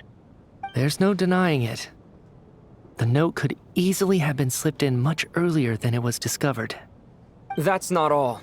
I've also noticed that although on the surface, Valeriy, Mitya, and sometimes I were the ones taking charge of the situation. Looking back now, even though you didn't say much, you were always subtly guiding everyone from the sidelines. What do you mean? You were the one who emphasized how dangerous it was outside and insisted we all stay here. It was also you who suggested that we all sleep in the same place. And earlier today, you tried to convince Patashka to stay. I don't understand why, but it was out of character. So, you didn't understand my intentions, and now you're assuming the worst. Seems pretty unreasonable if you ask me. He still won't admit it. Fine. Let's see how he responds to the most damning evidence of all. The biggest question I have right now is, if the Grim Reaper is impersonating Alyosha, then where's the real Alyosha? When did they switch?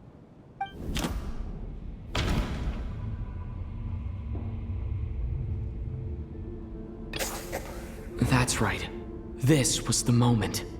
Right at the start, before any victims had even emerged, Alyosha was switched with the ruler of death while everyone's guard was still down.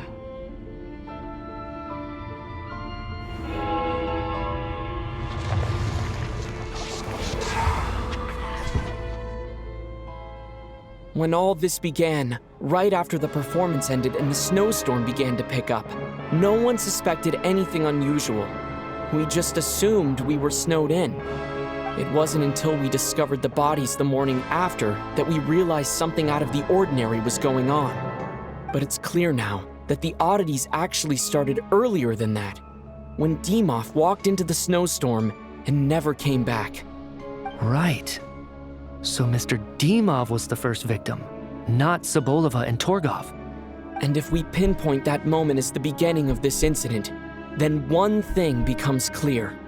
Alyosha, you are the only person who walked into the snowstorm and came back without the help of Vodyanitsa's Requiem. More precisely, Alyosha never came back at all. The one who came back was the Grim Reaper. Not bad.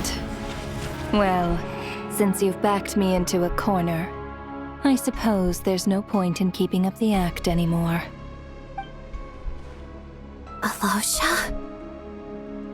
You're the Grim Reaper? I am no such tired cliché. Mortals should address me as the ruler of death.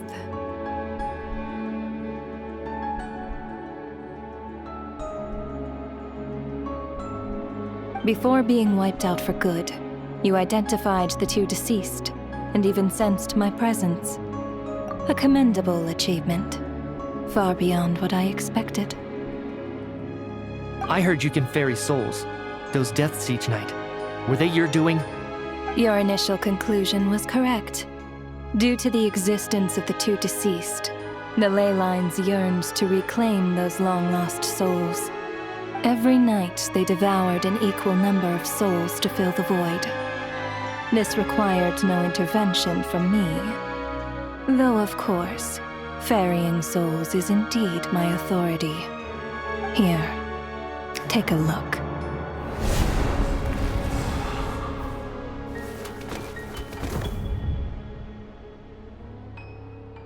What are you doing? That takes care of today's too. Don't get so worked up. You are already dead, and your souls must return to the ley lines. I know we're already dead. You murdered us, didn't you? Murdered? No. Murder is when mortals usurp my authority. Death is my jurisdiction. If I require someone to die, I need not resort to such laborious methods as murder.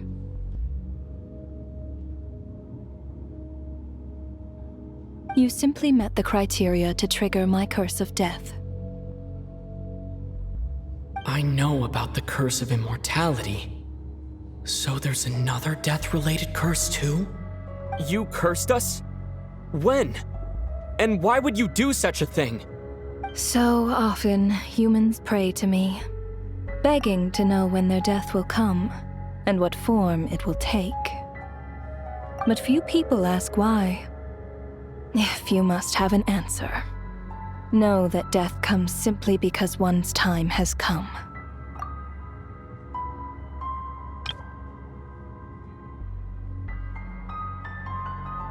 So you're not gonna tell us the truth?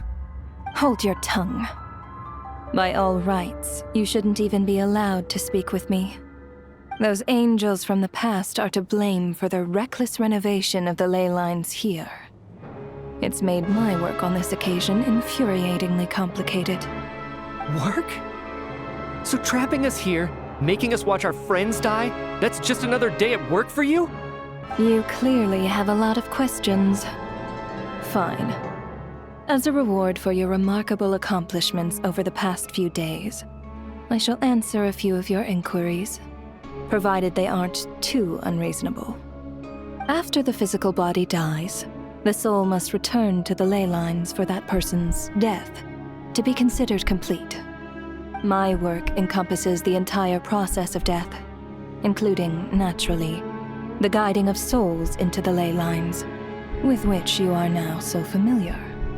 You must also be rather familiar with Natlan's Night Kingdom, I presume? It was I who supported the creation of the Night Kingdom. It provided a convenient means of guiding the souls of Natlan. Here, too, the ley lines connected to the theater underwent some modifications. The angels hoped to make them capable of accommodating the souls of some special creations. But this actually hindered their ability to accept ordinary souls to some degree. This effect manifested itself after you died from the curse in the theater, leaving you stranded in the afterlife, unable to achieve a complete death. But if souls who die from the curse of death fail to return to the ley lines within a short window of time, they will miss their chance for good. Then, they will remain forever suspended between life and death, no longer subject to the authorities of either. So if you don't resolve this matter soon, and see all our souls return to the ley lines before long, we'll escape your control. Mitya is sharp. This must be what Ronova was worried might happen, and the reason she got involved to begin with. But if you have the authority to guide souls, why didn't you just show yourself and get it over with? Why hide among us in the form of alyosha? You seek to understand the mind of a god. Very well. I'll tell you. This is a theater, and I decided I wanted to watch a show about death. That's why I encouraged you to take the events to the stage. I found myself getting quite immersed. I suppose the entertainment you provided makes up for all the trouble you've caused me by being so defiant in the face of death. There. Are you happy with my answer? Can't say I am. Really? but it fits the stereotypes you humans have about gods. Just moments ago, you were complaining about how infuriatingly complicated your work here has been. Work is work, I get it. There are times when it's a huge pain, but you just have to get it done, right? That's a rather unique perspective for a human. You are in fact correct. There is a pain point in this case. Due to the obstruction in the theater's ley lines, there is a hard limit on the number of souls they can receive each day, making it impossible for me to ferry all your souls at once. Revealing my identity too soon would inevitably have led to futile resistance, and there was a risk that any souls who chose to run would disappear. Then there was the issue of the 2 lost souls you called the deceased. The way you resolved that quandary was all part of my design.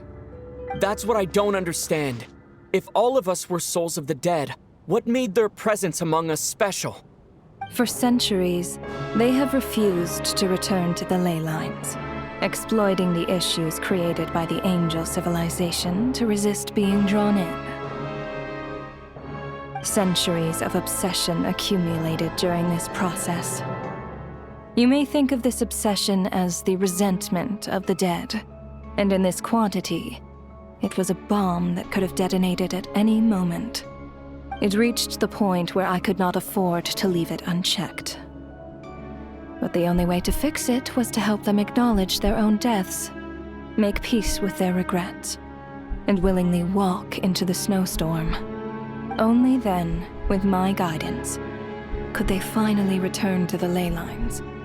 Otherwise, you would not like to know what the consequences would have been. I vaguely remember seeing Batashka, but in the most terrifying form. Was that in a dream?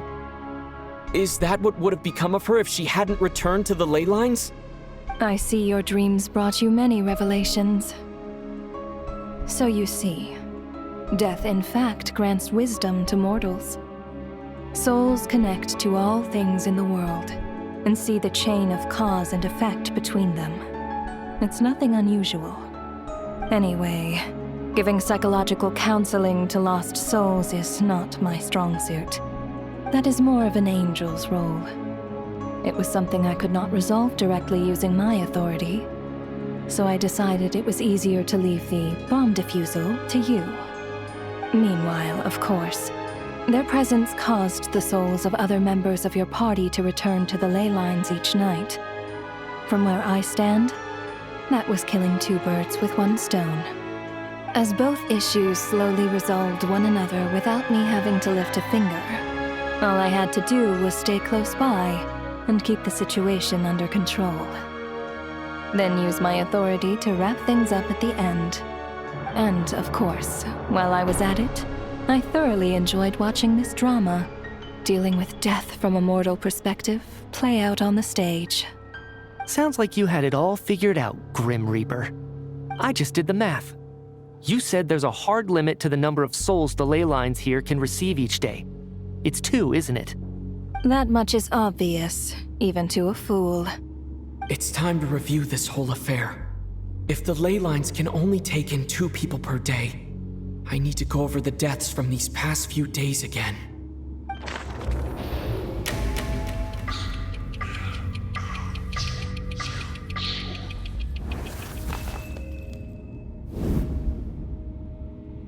Looking back now, none of us had the faintest idea at the time.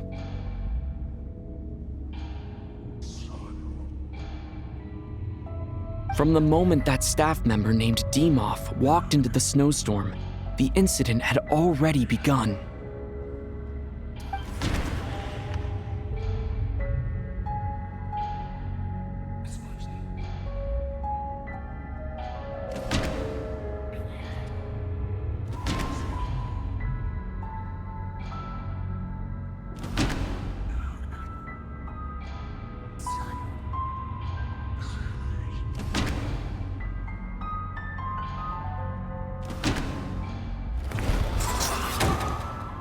Alyosha was the second to walk into the snowstorm after Demoff to investigate. During this process, The ruler of death assumed his identity, making him one of the victims.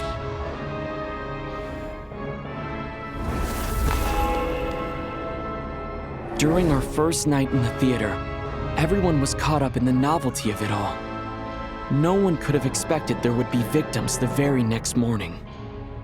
Despite all the confusion, and with the help of hindsight, we finally began to realize that something was amiss with the snowstorm.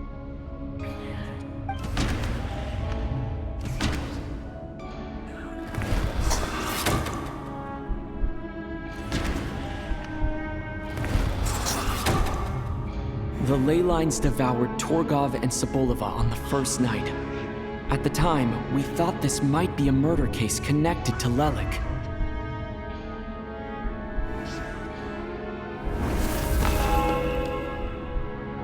Odette and I spoke a lot that night.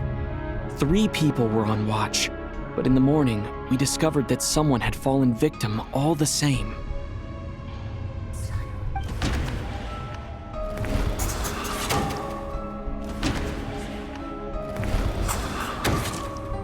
The deaths of Kulish and Rampana caused everyone to stop suspecting Lelik. Unexplainable phenomena occurred one after another, leading Mitya to suspect that we were caught up in a supernatural event.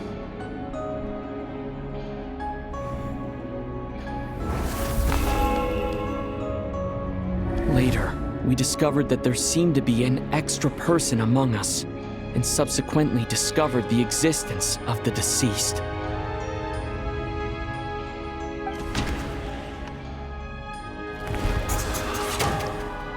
Mr. Schramm realized he was the deceased and walked into the snowstorm to return to the ley lines of his own accord. It turns out there really was a dead person among us.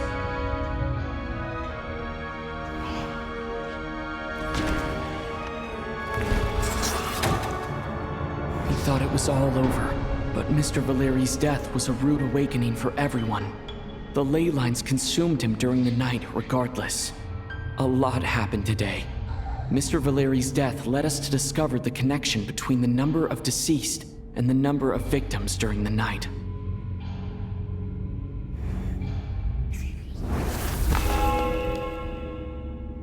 The fact that there was more than one deceased seemed to bring us back to square one.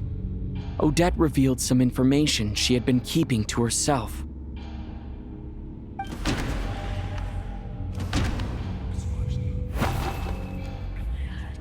Although Mitya did indeed walk into the snowstorm that day, he returned from the ley lines with the help of Vodyanitsa's requiem.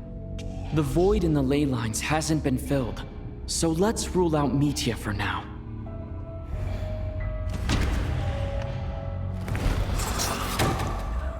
Vodyanitsa was swallowed by the ley lines in her sleep, but the requiem she sang before falling asleep was quite a game changer.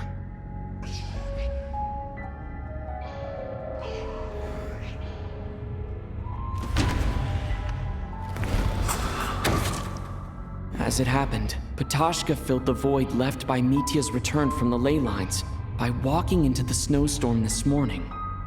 The girl I thought was child sister Tonya turned out to be another of the theater's deceased.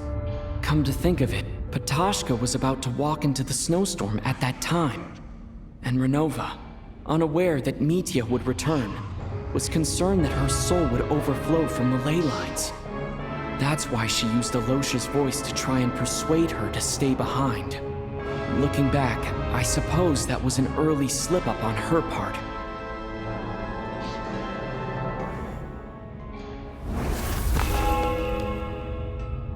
No one could have expected anyone who walked into the snowstorm to return. But just after nightfall, Mitya returned, bringing crucial information with him. Various truths began to surface, including that all of us were already dead and that the ruler of death was here among us. Then, after revealing her true form, Ronova callously claimed 2 souls.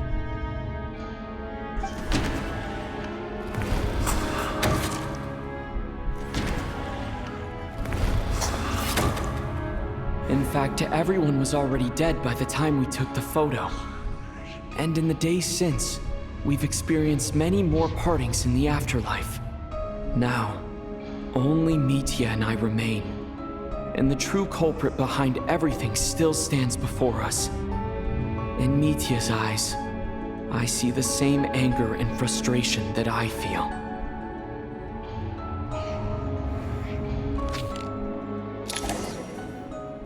That covers everything. It's all clear now. Your work isn't finished here yet, is it? The Traveler and I are still standing here, safe and sound. The Water Imp's song threw things off a little, but it is of no consequence. The ley lines have already anchored your soul, and the first ray of light tomorrow morning will take you back. I, meanwhile, need to review my attitude towards the Water Imp race. So the reunion in the night that Vodyanitsa mentioned, I suppose that was never meant to be a permanent reunion. That just leaves you, Traveler.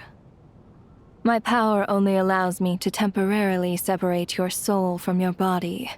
The ley lines of Tevat would not accept you, and your soul is firmly anchored to your body by your will. For a descender like you, who is not bound by Tevat's rules, your death can only be brought through the most violent of means, such as directly destroying either your body or soul. I have no interest in involving myself with Descenders, for now. Although, this may change if Asmodee remains missing, or you insist on interfering with our affairs. One last question then. All our struggles and sacrifices here, they were meaningless from the very beginning, weren't they? Death abides no reason. Besides, what you call sacrifice is merely a concept created by humanity. To me, it is nothing more than a self-indulgent charade in the face of death. Mere mortals fantasizing that their actions could reclaim something from my grasp. A truly laughable idea.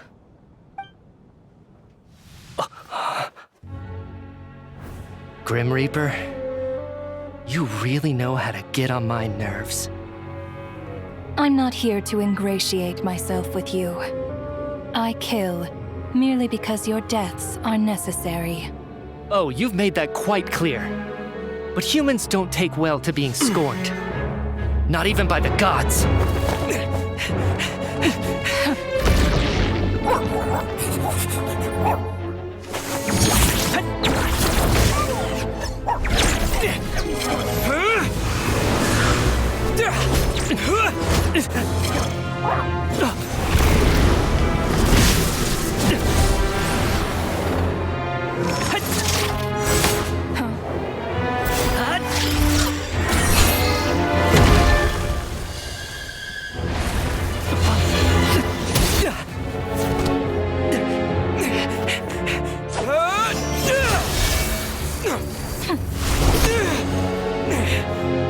This is futile.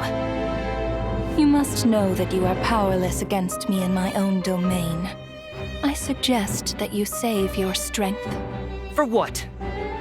Maybe we can't change anything. But if nothing else, we can at least teach you to have some respect for the dead. Audacious.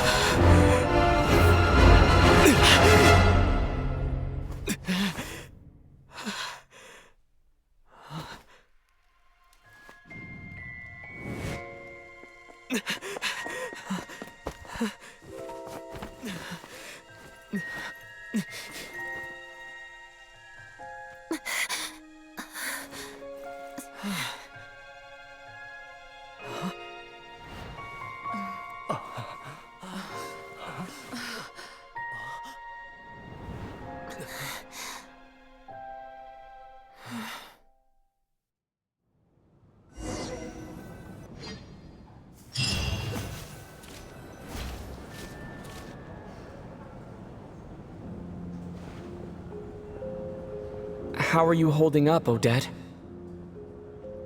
What happened to me? How much do you remember? What do you mean? Is the performance over? I can't seem to recall what happened. Has Odette already forgotten?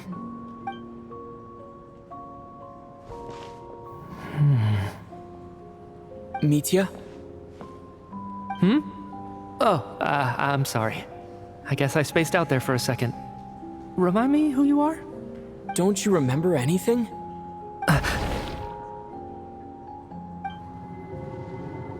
Yeah, I remember now, comrade. Looks like we guessed right. Just like me when Odette found me at the Armory Palace, for some reason, everyone killed by the ruler of death eventually came back to life. Just with one catch. They forgot what happened while they were dead. Odette and the others have already forgotten everything. Why were you able to remember this time? Could this be the reason? You said this is the ruler of death's symbol, right? I don't see anything there. You don't? Huh. Okay, I guess that makes sense. I carved this into my hand in the afterlife, so it's not visible in the physical world. Does that mean I carved this symbol into my soul? What an unsettling thought. Still, at least I get to remember what happened. I suppose it's a blessing in disguise. What about you, though? The ruler of death mentioned that you're a descender? Is that why you can remember? A full explanation would get complicated very quickly, but that's essentially it. Well then, now that it's all over, let's figure out what we've learned. The first thing I notice is that everything here is precisely as we left it, right before our deaths. This confirms that time passes differently in the afterlife than in the real world. They say that right before death, time slows down, and your whole life flashes before your eyes. That must be how you know you have one foot in the afterlife by that point. Anyway, clearly the few days we spend in the afterlife probably only amounted to a few short minutes in the real world. This also aligns with previous reports of widespread temporary memory loss among the Armory Palace personnel. Now it seems likely that those were all brief deaths caused by the Grim Reaper's so-called curse of death. To those unaware of the truth, dying and coming back to life must feel similar to a short bout of catatonia.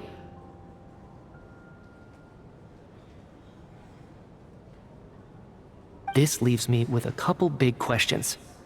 What are the conditions that trigger this so-called curse of death? And why are we resurrected after we die? If nothing else, I think it shows that killing us wasn't her ultimate goal. We still don't know her true reasons for subjecting us to death. Right. This time only got complicated because of the situation with the theater's ley lines. That's why she had to approach it differently. If the previous incidents of amnesia among the researchers are anything to go by, killing us is usually a pretty routine matter.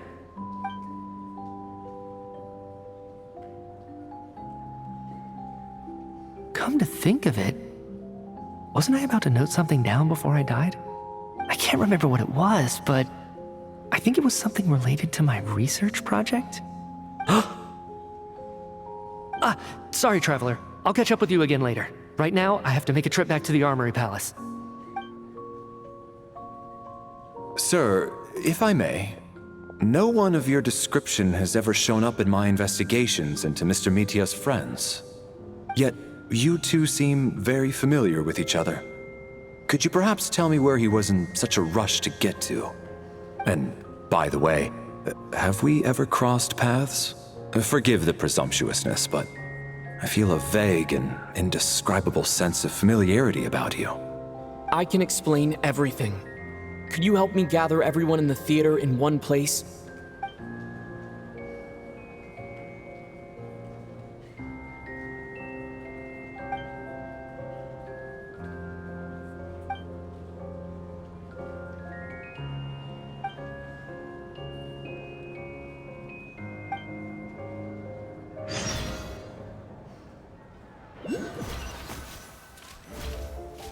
So Chuganov really is going to shut down the factory. I guess this theater incident actually did us some good after all. So, you said I promised to take you to the Armory Palace while we were in the afterlife, yes? I believe you. I think I even have a vague memory of it. Agreed. Let's check in on her first. The whole reason for our trip to the Armory Palace anyway is to figure out what's going on with her health.